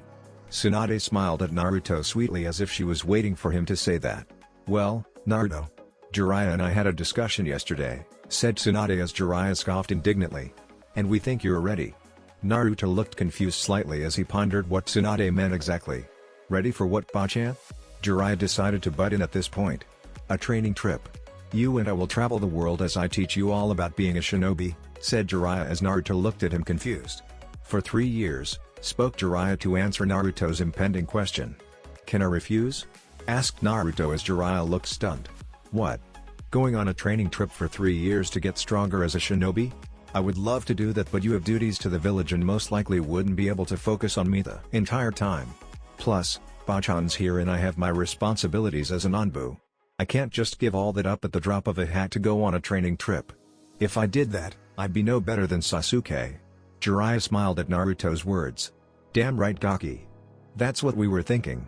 I just wanted to see if you had your head on straight. Glad you do. However," said Jiraiya as his smile dropped and his face became serious, "my informant told me that the Akatsuki will begin moving in 3 years and that their leader is coming for you specifically. So you'll need to be prepared. That's why in 2 years, you'll go on a training trip with me. We will spend 6 months together as I prepare you for the Akatsuki. And it will be in the land of the toads, so I'll be able to spend all my time with you." Naruto nodded his head as that was much better than spending 3 years away from Konoha, halting all of his progress as a shinobi and being away from his home for that long. That sounded like a much better plan. "That's only the final part of the plan," said Tsunade, getting Naruto's attention. "There's a special place that you'll be sent to and trained in how to advance your Makuten more, along with a certain power. It's a special place that Gigi went to and that'll you'll also go to. I cannot tell you now, but I'm certain that you will enjoy your time there. This will happen in a year as I have to make sure all the preparations are for your arrival." Naruto wondered what kind of place it could be if it required that much preparation just to be able to go to it. "But for now, Naruto, you'll still be assigned under Nico in Squad 3, we need you back out in the field," said Tsunade. Naruto nodded his head as he pulled his Gamma mask out of his ninja pouch. "And don't worry. If we get any intel on Sasuke, you'll be the first to know," finished Tsunade as she sent Naruto to the Anbu headquarters. Not 20 minutes after Naruto left, Shizune walked in with news that Danzo had arrived and was ready to see her. Shizune shut the door as she left Danzo alone with Tsunade and Jiraiya. Danzo walked in with his cane as he wondered what he was here for. "What is it that you wish to speak of, Haim?" said Danzo stoically. "Cut the bullshit, Danzo. I know what you did," said Tsunade in a gravely serious tone. "I don't know what your talk started, Danzo," until he was hushed by Tsunade. "I don't remember asking you to reply, and actually, I haven't said what you've done. Are you lying to me already?"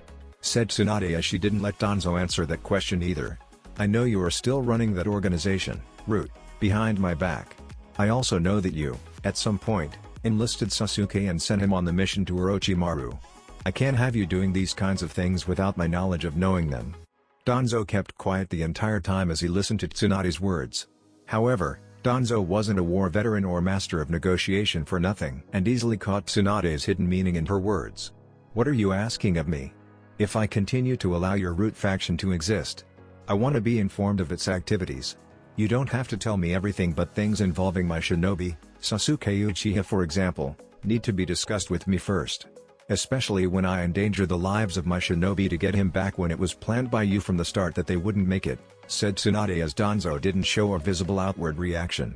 "I could say no, but then that would lead to more problems than I already have. Saying yes would mean that I'd have to keep her informed on my movements. But that's an easy price to pay to be able to continue my work. So I'll play your game, Haim, but eventually I will take over and lead Konoha to greatness," thought Danzo as he nodded his head toward Tsunade. "Of course, Tsunade, Haim. It is the least I can do. Would you like to know about Sasuke's true mission?" said Danzo. Part 1 completed. "I know your game, Danzo, and you're not the only one that can have hidden motives," thought Tsunade as she nodded to find out about Sasuke's mission. 1 year later, Naruto age 16, "So there was nothing in this base either?" questioned Tsunade as she spoke to the group of Anbu standing before her. "Well, good job eliminating any experiments and destroying the base. The more bases of Orochimaru that we destroy, the less amount of places he'll have to hide. Great job. Dismissed." Besides Yagama, the other 3 Anbu in the room disappeared from the room, leaving their leader for the mission alone in the room with Tsunade and Sakura. Sakura had definitely grown in the past year and was blossoming well in the year and a half she had spent with Tsunade. She had been made a Chunin 6 months ago along with Neji at the last Chunin exams. She had a great aptitude for learning and her growth in medical ninjutsu was impressive. Gamma pulled off his Anbu mask as Tsunade's favorite ninja's whiskered face could be seen. He had completed over 40 B-rank missions and nearly 20 A-rank missions during the past year alone. He'd even become the leader of a squad designated in handling the sacking of Orochimaru's bases. "Hey, Bachan. I'm guessing it's already time, huh?" said Naruto, talking about what Tsunade spoke to him about a year ago. It was time for him to be sent to that special place to hone his Makuten abilities. "Yes, and all the preparations are set. I'm just hoping you had a fun time with Yugito last month, as it may be a while before you see your girlfriend again," said Tsunade as Naruto blushed slightly. Naruto had been sent on a mission near the border of Kaminari no Kuni, and according to the report by his teammates, Naruto had disappeared for a day. Tsunade figured he had gone to see Yugito and was correct in her judgment. She had screened Yugito's last letter to Naruto, which stated that Naruto's hands were magic. "It was just a massage, Bachan. She's not my girlfriend," said Naruto in response, still with reddened cheeks. As Naruto was about to continue denying his relationship with Yugito, he was pulled down into a hug by Tsunade. Realizing shortly afterward that he was being hugged, Naruto returned the hug as he felt Tsunade's grip tighten slightly. "I'm so proud of you. Now you be careful up there and take the training seriously," said Tsunade, disengaging the hug as she pulled out a scroll. "Push chakra through the scroll and you'll be summoned to the area. Be safe and come back strong. See you in 6 months." Tsunade kissed Naruto's forehead since he was still bent over from hugging her. Sakura smiled at Naruto as she wished him good luck and that when he came back she'd want to spar him. Naruto smiled at the two as he waved goodbye to both. Naruto placed his hand on the scroll and let his chakra flow through it. Naruto felt a slight pull as it felt like he was being sucked into something. Right before he disappeared, Tsunade said a few final words. "Tell Gigi," Tsunade says hi. And just like that, Naruto was gone in a puff of smoke. Naruto appeared in a place that he had never seen before. Naruto noticed that trees were everywhere and the area beneath his feet was damp. "What is this place?" thought Naruto as he began to walk around for a little bit. Naruto felt a presence appear behind him and saw Katsuyu, Tsunade's summon, sitting behind him. That wasn't the presence Naruto felt though. There were two other figures there, powerful figures according to Naruto's sensory ability, and they were holding hands. One of them was a tall man with tan skin, dark eyes, and waist-length black hair. He wore a light brown, short-sleeved, kimono shirt with mesh armor underneath, held closed by a red sash, and navy blue pants. The other figure was a woman with bright red hair and large, pupilless eyes. She wore a high-collared white kimono with a green obi tied around her waist. Her hair was arranged in buns and she had a violet-colored diamond mark on her forehead, similar to Tsunade's. She had tags with kanji written on them that hung from a hairpin in her buns. "Hello, welcome to the Shikatsu Forest, Naruto-kun," spoke the male figure as Naruto gasped upon recognizing who they were. Naruto's eyes widened and he stuttered out. "You're Mito Uzumaki and Hashirama Senju, my great-great-grandparents." Naruto stood in a damp clearing with Hashirama and his wife, Mito. The two were holding hands as Hashirama welcomed Naruto to the Shikatsu Forest. Naruto was pointing at the two while trembling slightly as he recognized them as his great-great-grandparents, but they were supposed to be dead. Naruto then began to freak out thinking something went wrong and he was dead because there was no way this could be happening. "Calm down, Naruto," came the calm voice of Mito as she talked to her youngest descendant. Naruto stopped his frantic movements as he then looked toward Mito and Hashirama, settling down a bit.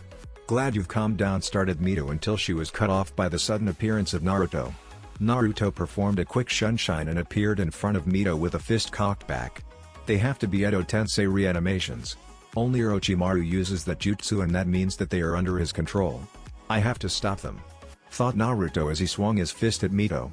Naruto was surprised however when he noticed both Hashirama and Mito smiling at him, even as his fist was approaching. Mito brought her hand up as she easily caught Naruto's punch in her palm with no effort. Naruto was prepared for her counter though and already had a kunai up to follow his fist in attacking Mito. Before Naruto could cut Mito with his kunai, his held fist plummeted to the floor. Naruto's hand became heavy and felt like it was encased in cement as he couldn't pick it up. Naruto was wondering what was going on until he noticed a sealing array appear on the back of his hand. "Did she do this?" thought Naruto as he struggled to move his arm. "Naruto-kun, we aren't your enemies. There's no need to attack us," said Mito as she helped Naruto up while releasing the seal on his hand. Naruto stood up as he wondered how this was possible. "Then what's going on? How could you two be alive?" said Naruto confused. Mito took her hand off of Naruto's as she smiled sweetly at him. "We are chakra," said Mito as Naruto became even more confused. A long time ago, Hashi-kun had this idea that maybe one of his children's children would be able to use the Kekkei Genkai, Makuten. So he left techniques in the scroll of seals for them to use. Hashirama grinned heavily at Naruto as he slapped him on the shoulder. "And I was right," shouted Hashirama as he picked up Naruto and swung him around. "Tsunade told me all about you, Naruto-kun. It's so great to see someone being able to use it. It's even better since Mito decided that we should leave chakra imprints in case there ever was one so we could meet them in person, and here you are and here are we." Naruto smiled a huge smile as he was spun around by his forefather. "But," said Hashirama as he stopped immediately. The sudden stop gave Naruto temporary whiplash as he was set down by Hashirama. "We are only chakra imprints, meaning our time here is limited." Naruto contemplated Hashirama's words and came to a quick conclusion. "You're saying that once the chakra you put into here runs out, you'll disappear forever?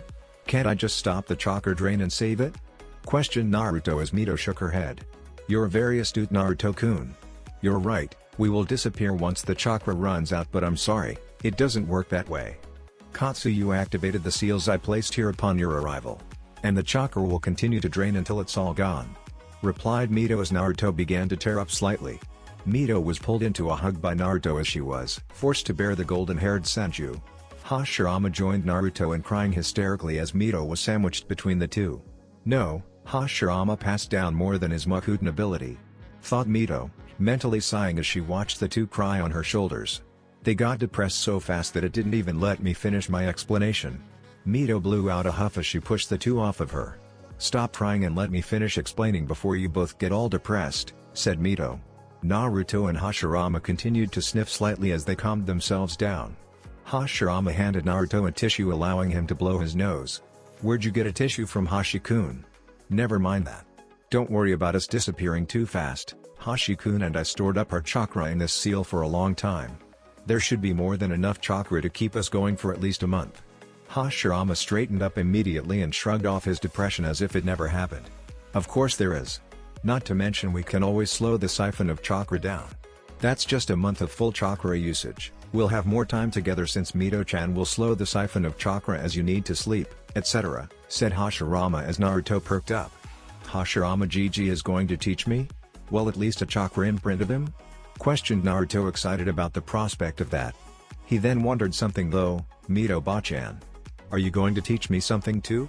But what would that be, because I don't know much about your figure?" Naruto stopped himself as he realized Mito had placed a weight seal on him with a mere touch just now. "Fuinjutsu." Mito nodded her head. "At least you're not as dense as Hashi-kun," said Mito as Hashirama fell into another fit of depression. Mito put a soothing hand on his back. "You know you're my Hashirama." "But yes, Naruto-kun, I will be teaching you seals. What level are you on?" Naruto held up 6 fingers. "I'm on level 6, ba-chan." "I'm guessing you're a level 10 seal master?" asked Naruto as Mito laughed. Seeing Naruto's wonderment, Mito decided to elaborate. "Naruto-kun, Uzumaki's become Genin's at level 8 Fuinjutsu. Chunin's at level 10. That level 10 seal master is at best a Chunin Uzumaki, and not to boast, I'm far above a Chunin Uzumaki. That leveling system doesn't have a level high enough for my ability. But if I were to rate myself on that scale of yours, I'd be level 15. Naruto stared at Mito gawking as she merely shrugged. "You do know that I sealed the 9 tails into my own body?" Naruto mouthed the word cool as he then noticed Hashirama stand up as if his depression never happened. "Let's get started, shall we? We only have a month and I plan to make the most of it.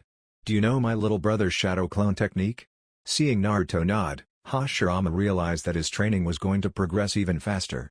"Great, that'll definitely help." "How?" said Naruto, wondering what Hashirama meant. "You don't know the secret?" asked Hashirama in a confused tone. For someone as smart as Naruto, how could he not notice? "You mean learning everything they experience during their life upon them dispelling?" "Yes, but how could that help?" thought Naruto until it finally clicked. "You want me to train using them? But I thought the scroll said that doing something like that could cause whiplash and kill you, so I never tried." Hashirama chuckled as Mito poked Naruto in the stomach. "You do realize that you have a giant demon in you that can heal anything besides death, right?" said Mito as Naruto formed an O with his mouth. "Damn it, Kurama. Why didn't you tell me about that when I read over the jutsu? I thought we were friends?" thought Naruto as he heard Kurama scoff. "DCH. I'm not your damn hospital brat. I'm not going to condone behavior that will make me do more work just to keep you alive, especially on self-inflicted injuries," replied Kurama as he then added. "Whoever said we were friends? Let's get to it. Can you make me 100 clones, Naruto-kun?" said Mito, cutting Naruto from his thoughts. Naruto nodded his head as he formed the unique hand seal of forming a cross with 2 fingers on each hand. "Taiju Kage Bunshin no Jutsu, multiple shadow clone technique," said Naruto as puffs of smoke appeared all across the forest. Mito nodded her head. "Good. You 100 are with me. Let's go," said Mito as she took off deeper into the Shikatsu forest. Mito instructed those 100 Narutos to practice their calligraphy, as it was not to the standard she liked when they first made a seal. Your calligraphy needed to be perfect to use Fuinjutsu, and Mito was definitely going to make sure it was perfect before she taught him any seals. With Mito gone, it left just Hashirama and Naruto alone in the clearing. "So what are we going over, Gigi?" said Naruto, noticing red markings appear on Hashirama's face, under and around his eyes, along with one on the middle of his forehead that resembled a third eye. Hashirama then created 5 wood clones. "Well, I want you to make another 100 clones and we'll send them off with my clones to help you with your Makuten stuff," said Hashirama as Naruto did what he said, creating another 100 clones that divided into groups of 20 and headed off into the forest with Hashirama's 5. Good. Now we get to the fun part of what you'll be doing. What do you know about Sage Mode? Time skip 3 months. Naruto sat cross-legged in a meditative pose with his hands clapped together. Another Naruto sat beside him holding the same pose except with the ram seal. There was one more Naruto situated with them with his hands on his knees as they all sat with their eyes closed. After a few seconds, 2 of the Narutos disappeared in puffs of smoke as the Naruto in the middle looked up with a grin. He was grinning at the chakra imprint of Hashirama who was returning the grin. In the distance, about 100 Narutos began to slowly disappear in puffs of smoke as Mito came walking back after teaching Naruto's clones. It was a productive 3 months for Naruto training under the guidance of his great-great-grandparents. But it was close to the end as Naruto could see Hashirama and Mito were beginning to fade over the past few days. "So this is it?" asked Naruto as Hashirama and Mito nodded their heads. "Our chakra is about gone. We don't have much time left," spoke Mito as she placed a hand on Naruto's cheek. "You're quite the exceptional young man, Naruto-kun. It has been a pleasure getting to know you these past few months, even if I'm only a chakra imprint. You're exactly what Hashi-kun and I had hoped for, especially since you're dating that girl from Kumagakure. It'll help bring the 2 villages together and that'll help bring peace to the world, well at least between 2 of the great villages." Naruto looked at Mito quizzically due to her last statement. "Thank you for that, Ba-chan, but I'm not dating a girl from Kumo, nor have I told you about any girls," said Naruto as he then looked at the rest of his clone army that had yet to dispel. One of them was looking at Naruto sheepishly as he dispelled himself. Naruto got the memory of that clone and immediately put his head down. His clone had blabbed at the mouth about him and Yugito. "Stupid clones," thought Naruto.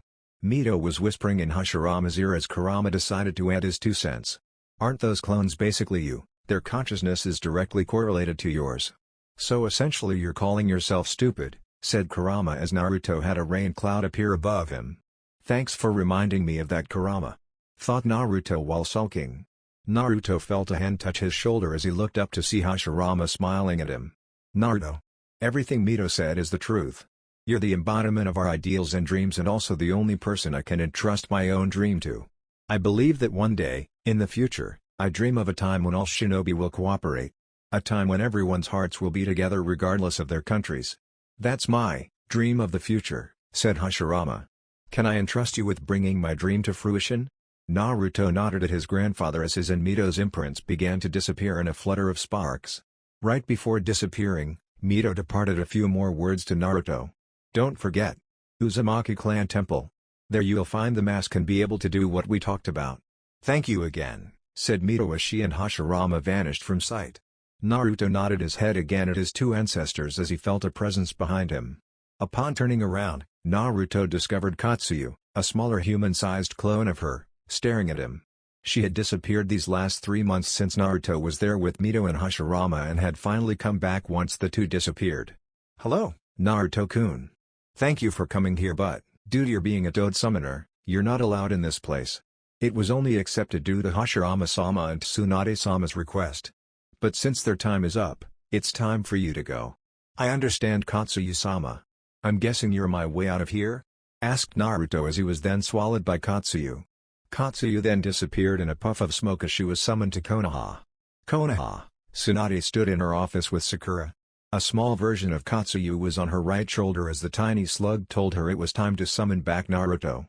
Tsunade bit her thumb as she prepared to bring back her favorite blonde. "Kushios," said Tsunade as a puff of smoke later, a human-sized Katsuyu appeared in her office. Not a second after appearing, Katsuyu's flesh peeled away to reveal Naruto. "Yo," said Naruto coming out of Katsuyu's body. Tsunade and Sakura smiled at the boy, no young man, in front of them as both Katsuyus disappeared in a puff of smoke. Tsunade looked Naruto up and down as she nodded her head as if figuring something out. "Seems they'll have to update your bingo book entry again, Gaki. You grew some more. You need to stop growing. Jiraiya already makes me feel like a midget, I don't need you doing the same," said Tsunade. Naruto smiled at Tsunade as Sakura looked confused. "Naruto's in the bingo book, Tsunade-sama? Since when?" questioned Sakura as Tsunade pulled out the latest bingo book and tossed it to her. Sakura flipped to page 14 after Tsunade told her which one Naruto was on. Sakura opened the page and took notice of the picture of Naruto with his orange scarf and a baby-sized Gamakachi on his head. "Ha, you're not really threatening with that photo." A rain cloud appeared over Naruto as he hunched over. "Tsunade-bachan won't change it.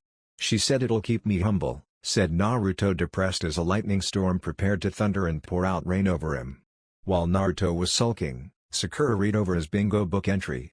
Name, Naruto Senju, Konoha no Orange Kitsune, Konoha is Orange Fox, age, approximately 16-17 gender, male origin, Konohagakure clan, Senju clan affiliated with Konoha ninja rank, Anbu physical description, 5 feet 8 inches tall, 140 pounds. Has deep violet eyes and golden blonde hair with 2 jaw-length bangs framing either side of his face. Also has 6 whisker mark-like scars with 3 on each cheek. Elements, has affinities for Futon, Doton, and Suton. Also shows the ability to use Makuten, the famous bloodline of the first Hokage. Rank, S. Approach with caution. Special talents, the Jinchuriki of the Kyubi no Yoko, Nine-tailed demon fox. Has shown the ability to access 4 tails while maintaining complete control. Has the ability to summon toads. Can also use Fuin Jutsu with skill in battle and uses the Sunshine no Jutsu with extreme mastery. Bounty, 70 million Ryo alive or dead stationed by Otogakure, 70 million Ryo alive or dead stationed by Iwagakure. Sakura gasped slightly, reading over Naruto's information. Naruto's that strong? An S rank? I mean, I know he's strong but... thought Sakura as she looked up to see Naruto chatting with Tsunade about his time with Hashirama and Mito. Amazing. Sakura then realized the last part of Naruto's entry. Naruto, did you do something to Iwagakure? Why do they have a bounty on you? Questioned Sakura. Naruto looked toward her as he moved by the Yondaime's picture in the Hokage's office. Because I remind them of something, or rather someone, said Naruto as Sakura realized she meant the Yondaime. He does look just like the fourth except for the whisker marks and violet eyes. Does that mean that Naruto is his? So thought Sakura until Naruto cut her from her musings. I wouldn't think like that, Sakura-chan. It is an S-rank secret, said Naruto in a gravely serious tone as Sakura nodded her head. Naruto then put on a smile as he said, but I remember before I left, that you wanted to spar upon my return. Are you still game? Asked Naruto as Sakura smirked in return. I don't think you can keep up. S-rank or not, said Sakura as Tsunade clapped her hands to get their attention. Sorry, Sakura. Naruto can spar with you because he has an important scroll to deliver and he has to leave soon or he won't make it in time, said Tsunade as Naruto looked confused. What mission, Bachan? I just got back 10 minutes ago. How could I already have a mission to go on, said Naruto. Naruto then snagged the scroll Tsunade tossed him as he groaned. Can't you send someone else on this mission? I hate deliveries. Tsunade scoffed as she sat down. Trust me, I'm positive you'll want to go. The delivery scroll is right there, grab it on your way out and hurry.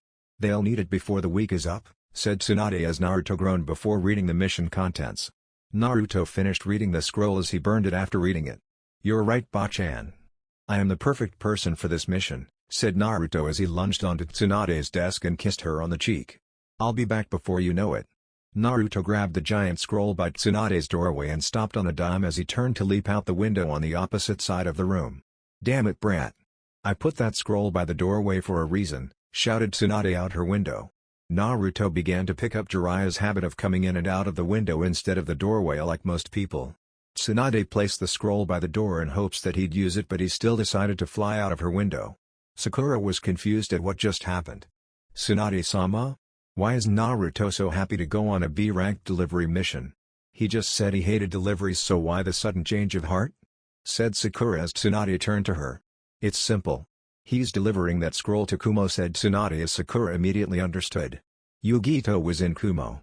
5 days later, a man stood in his office overlooking his village. This man was wearing the standard robes of a Kage and even had his Kage hat on to boot.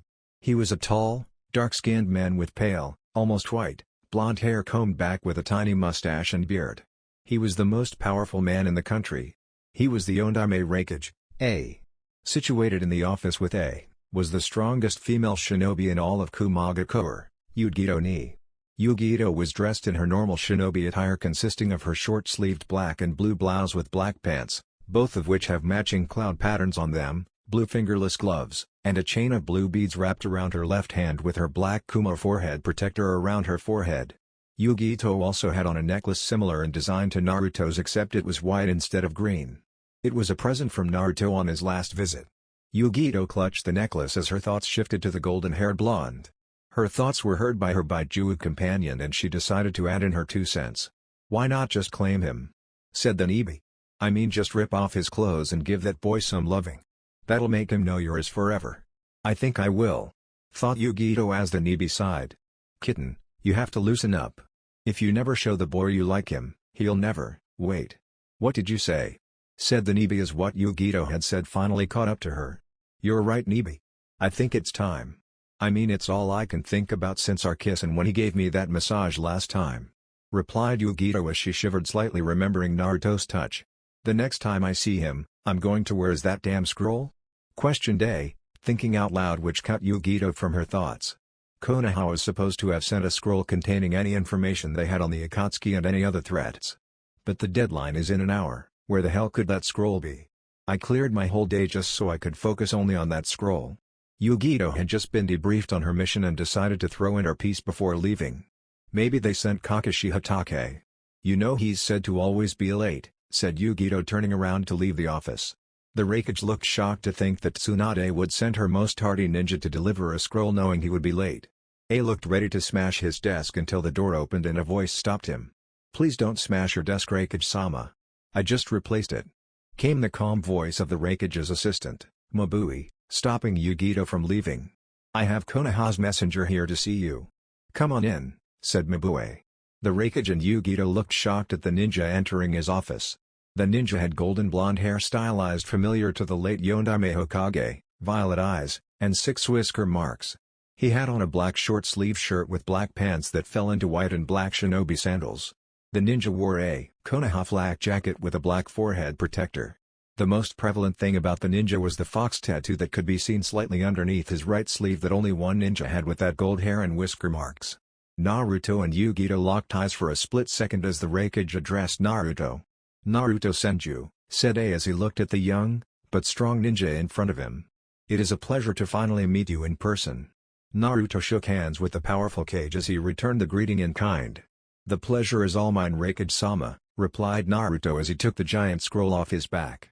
"Here's the information you requested. I'm assuming that you'll have a return scroll by tomorrow? I've heard that your assistant Mabui is quite the secretary." "You assumed correct, Senju-san. We will have a scroll for you to return to Konoha in the morning. For now, why not enjoy all that Kumo has to offer," said A as he turned to Yugito. "This is Yugito Ni, I'll have her show you around our village. Though I do believe it's supposed to storm later, so be wary about that." Yugito looked giddy but kept it cool and collected in front of her Kage as she walked up and shook Naruto's hand. "Nice to see you again, Naruto-kun." Naruto smiled at Yugito.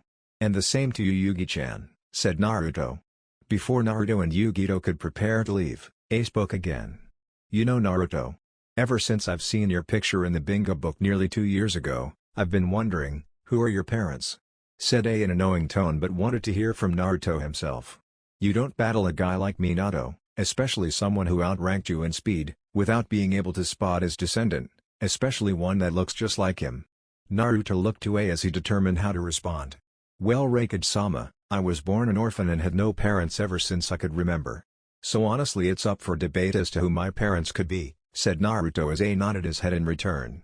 "It's just you remind me a lot of your Yondaime Hokage, Minato Namikaze. Especially with your hair like that and the fact that you're a Jinchuriki," said A as he saw Naruto tense slightly at Minato's name.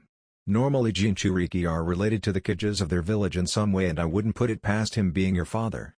Nonetheless, enjoy Kumo." Finished the Raikage as he laid the scroll Naruto had just given him on his desk to read over its contents. Yugito and Naruto were walking out the door when he added, "I'm sure you'll enjoy your 3rd time being here, Menma." Naruto had the decency to look sheepish as he got dragged out of the room by Yugito. Yugito took Naruto to her favorite eatery, the Kumo Sushi Bar, and as the 2 Jinchuriki entered, they were greeted by Amy. "Welcome to Kumo's, Yugito-chan. You're back and my oh my, who's this with you?" asked Amy as she looked at Naruto. "Hey Amy, this is Naruto Senju, a Konoha shinobi," said Yugito as Naruto bowed to Amy. "Nice to meet you, Amy." I've heard a lot about this place, said Naruto standing back up with a smile. Amy smiled back but then noticed something about Naruto. Wait a minute. Haven't I seen you before?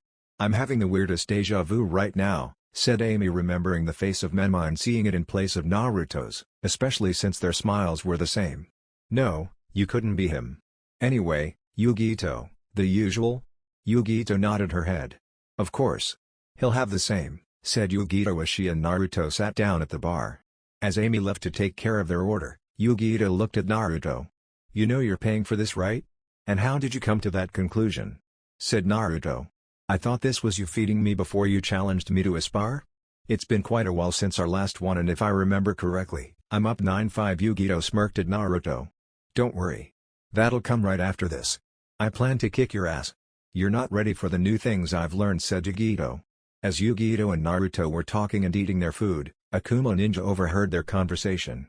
That ninja walked out of the restaurant and left to the resident Kumo Jonin lounge. The ninja burst into the room as everyone looked toward him because of his loud entrance. Konoha's Orange Fox is here in Kumo. He and Yugito are going to face off in a spar in the mountains. Tell everyone the news, said the ninja as the group of ninja got excited at the prospect of seeing those two do battle. An hour later, Naruto and Yugito stood opposing each other on the same platform they had first met one another on. Yugito and Naruto took a ready stance as they prepared for their spar. You do realize that we have an audience, said Naruto as he looked around to see dozens of Kumo shinobi in the surrounding mountains. They were there to view the fight. You sure you feel like losing in front of your comrades? Bring it on, Naruto-kun, said Yugito as she sprinted at Naruto. Naruto stood still as Yugito approached. Yugito stopped in front of Naruto as she threw a fast punch toward his face. Naruto moved his head slightly to the left to evade the fast punch and returned with his own. Yugito moved her head to the right to dodge Naruto's counter. Naruto and Yugito smiled at each other since they mirroring one another at the moment. The two then kicked it up a notch as they became blurs across the platform they were on. Shock waves were felt all around as the two were clashing against each other.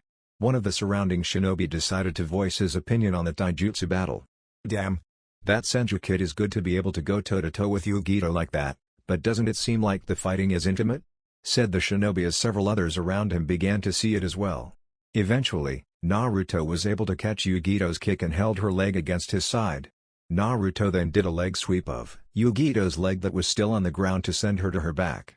Naruto was prepared to pick Yugito up and toss her but had to let go and jump away since Yugito extended her toenails trying to cut him. Yugito sprung back onto her feet as she flew through hand seals at an extremely fast pace. Fast, thought Naruto as he witnessed Yugito's speed in using hand seals just now. Naruto put his hands in the snake seal preparing to defend against Yugito's impending attack. Kaden, Dienden, fire style, great flame bullet, said Yugito as she blew out an enormous wall of blue fire at Naruto. Naruto saw the huge wall of fire approaching and channeled his chakra to counter. Makuten, Hobi no Jutsu, wood style, wood expulsion jutsu. Thought Naruto as a mighty wooden dragon head rose from the ground beneath him and enclosed him in to protect him. Yugito's fire burned for a while as she kept the fire going to try and get past Naruto's defense. As Yugito finished blowing out the flames, she noticed that Naruto's dragon head withstood her impressive fire.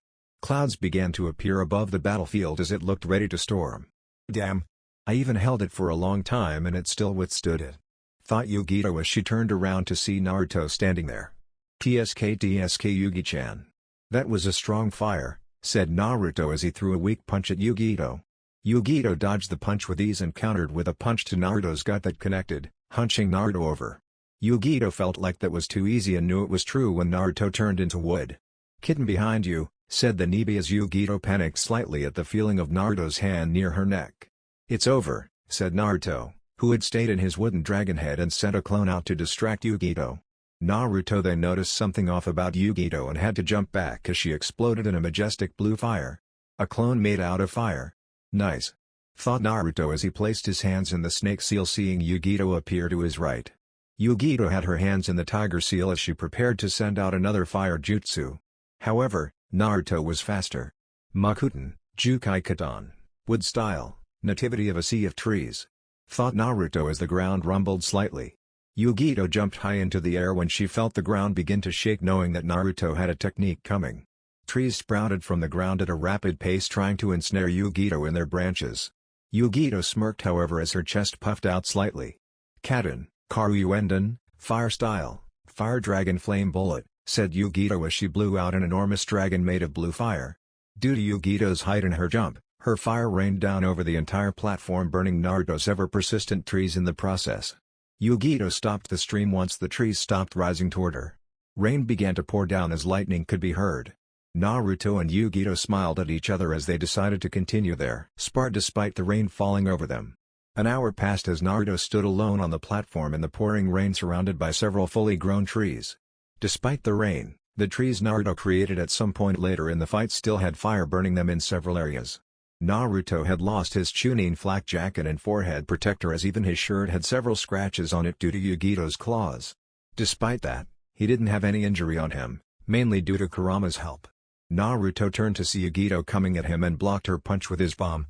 Yugito had lost her own forehead protector and the bottom half of her shirt was in rags, barely covering her belly button.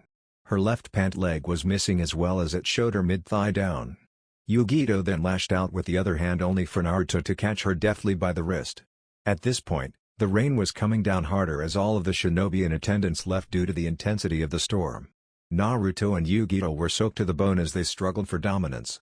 Yugito was beginning to lose the battle of strength when she noticed that Naruto's feet were too far apart again.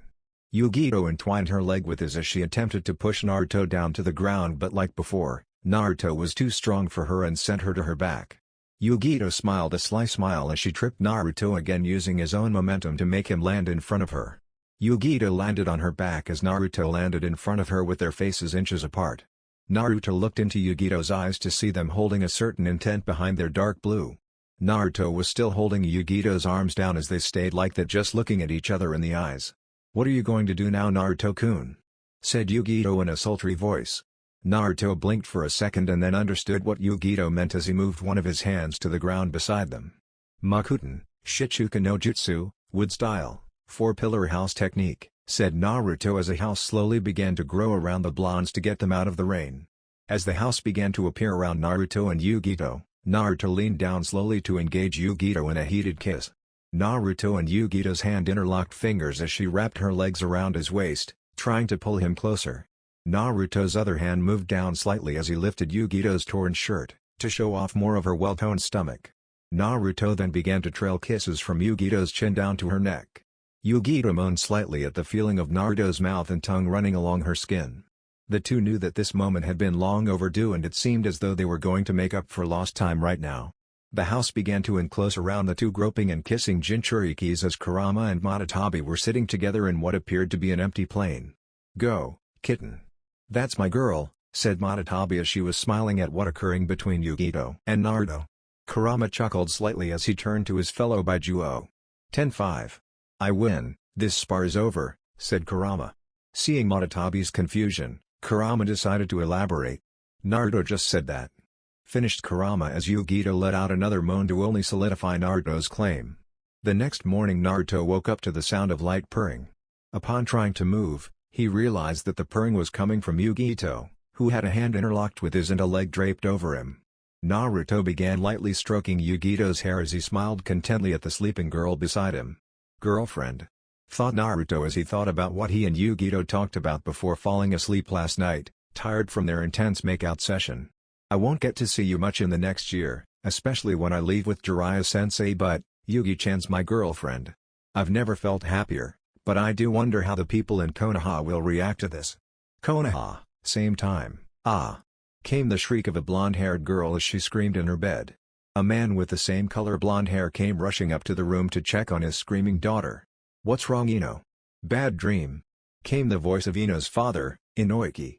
"I don't know why, but I feel as though something bad happened just now," said Ino as she had this eerie feeling. "Don't tell me? Naruto-kun has a girlfriend, and it's not me?" "Ah!" screamed Ino again at the prospect of that being true. At Konoha's local hot spring, a man stood peeping through the wall. He perked up slightly.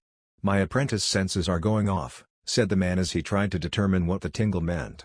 "This tingle feels like the time when Minato and Kushina first became boyfriend and girlfriend. Attaboy Naruto. The next step is to become a man," shouted the man as the women inside the hot spring heard him. "Oh no!" 15 months later, Naruto age 18, on the path that led to Konoha, A tall man with white hair was walking in with a smile on his face. This man was none other than Jiraiya, the Toad Sannin, who looked the same as he did 3 years ago. Next to him, there was a young man with golden blonde hair and 6 whisker marks on his face. The young man stood at just under 6 feet tall and looked like the Yondaime Hokage reincarnate. He had on the standard outfit of a Konoha shinobi except instead of blue, he had black on underneath his flak jacket. This young man was the Orange Fox of Konoha, Naruto Sanju. 2 of the most powerful men in the world, walked side by side as Naruto took a deep breath. "We're almost home," said Naruto twirling a kunai in his hand. Jiraiya nodded his head with a smile still on his face. "That we are Gaki." "That we are," said Jiraiya as he looked at the kunai in Naruto's hand. "Did you make any progress on the Hiraishin during our training? I know I had you work mainly on your Toad Ninjutsu and Rasengan. But I saw you had sent a few shadow clones over to read about that particular jutsu." Naruto looked at the tri-pronged kunai in his hand and shook his head no. "Not at all, Jiraiya-sensei. I may be a seal master with the knowledge of how to apply Tosan's jutsu and the general aspects of it but," said Naruto as he put the kunai in his ninja pouch. "Even with the shadow clone training method, it'll take me a while to figure it all out. Then even longer to make seals that resonate to me because I can't use Tosan's seals, they only work for him." Jiraiya slapped a hand on Naruto's shoulder. "You've had that scroll of seals since you were 14 and you still haven't figured out the jutsu. Ah well, it did take me not a while to learn it from Nidame's notes. Plus, I haven't gotten anywhere close to learning it and I've been at it for almost 3 decades. "You'll get there," said Jiraiya. "But why have the kunai if you can't use the jutsu?" Short answer, I like them. Long answer, they are much better in close-range combat than standard kunai. They may be slightly heavier but I've gotten used to them and they work like a charm, said Naruto as he then smirked at Jiraiya. "You've seen it firsthand in our spars," Jiraiya laughed at Naruto's claim. "You're right kid, you've gotten strong. You even beat me in a few of our spars. I still haven't figured out where you learned Sage Mode, come on kid just tell me," said Jiraiya.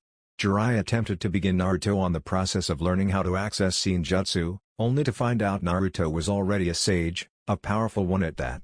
Jiraiya found that out in their Sage Mode spars, the kid hit hard. "You know Bachan said I can't tell you that. Plus, even if I did, you wouldn't believe me so don't worry about it." "The elder Toads did take it hard when they learned of it though but at least they're cool with it," said Naruto. "You're going to listen to him over me? Your own sensei and godfather?" questioned Jiraiya as Naruto nodded his head without hesitation. Jiraiya's face fell at Naruto's nonchalance. "What has this world come to? My own apprentice is choosing others above me," said Jiraiya as he and Naruto walked through Konoha's gate. "God damn it!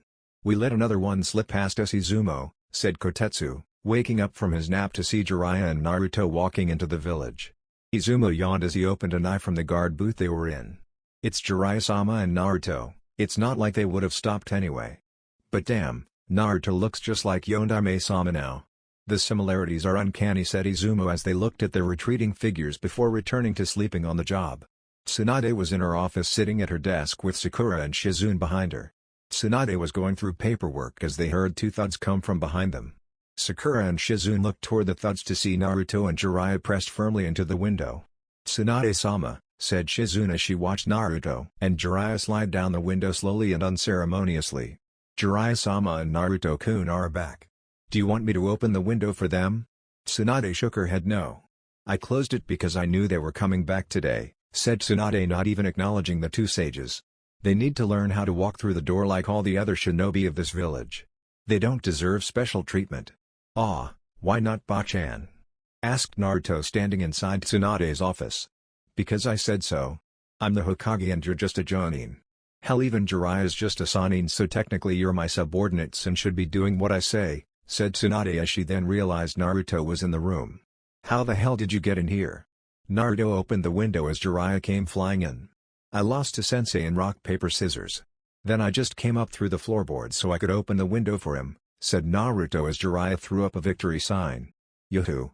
The streak is still alive," said Jiraiya, talking about how he hadn't taken a different route than that window into the Hokage's office since Minato became the Hokage. "Hi! Why'd you shut the window on us, especially me? I thought you loved us, especially me." The 3 women in the room paid no heed to Jiraiya as they looked at Naruto. "Damn," said Sakura, which pretty much summed up the ladies' thoughts on the blonde in front of them. In truth, Naruto had been doing so many missions with Anbu in the 9 months since his training in the Shikatsu woods that they never really got a good look at him. And it seemed that the boy had grown up over the past 6 months of being with Jiraiya. Naruto was looking damn good. Jiraiya sunk his head noticing the attention Naruto was getting. He's just like Minato. The ladies always swooned over him and they're doing the same now with his son. Thought Jiraiya. Hey, Sakura-chan. We never got to do that spar from a while ago. You wanna do that now? Said Naruto looking at Sakura. Sakura had sure grown up. She still had her bright pink hair cut down to shoulder length while sporting a red top with a white circle on the back, tight black shorts, a short pink apron skirt, pink elbow protectors, and a violet mark on her forehead. Sakura was able to acquire Tsunade's jutsu in the past few months and had become a Jonin of the Leaf along with Naruto. Chunin Exam Stadium. 20 minutes, said Sakura as she left in a swirl of cherry blossom petals, signaling a sunshine. Naruto disappeared in a flicker as he vanished to meet Sakura in the designated location. Wait. You two were supposed to face off against Kakashi, said Shizune as it was too late. They were already gone. Mama. Why not let them go at it? Came the voice of Kakashi situated on the outside ledge of the Hokage Tower. Besides, it'll be better this way. We'll be able to see what the two are capable of without them kicking my ass. I may have trained more but Naruto would already be too much to handle. Adding Sakura is overkill. It'll be fine. Johnny. Finished Kakashi as he saluted and disappeared in a puff of smoke to watch his students. Tsunade slammed a sheet of paper down as she stood up preparing to leave as well. Kakashi's right, Shizune, why not see how the two of them have progressed? Lord knows Sakura's gotten better. She's probably better than me now, said Tsunade heading toward the stadium with Shizune in tow. They were definitely going to see the two spar. Jiraiya finished sulking as he looked up to see the room gone. Where did everyone go? Time? Said Jiraiya as he heard a shout outside. Hey everyone, did you hear? Naruto-sama is back, said a random civilian as a few others around him cheered in excitement for Naruto's return. Jiraiya fell back into depression. No one cares that I'm back. What has this world come to? Thought Jiraiya alone in the Hokage's office, crying anime tears because his apprentice had taken all the attention. That's it for this video. I hope you all enjoyed the video. Don't forget to like the video, subscribe to the channel, and follow me on my other social media accounts. Anime God here, and I'm signing off.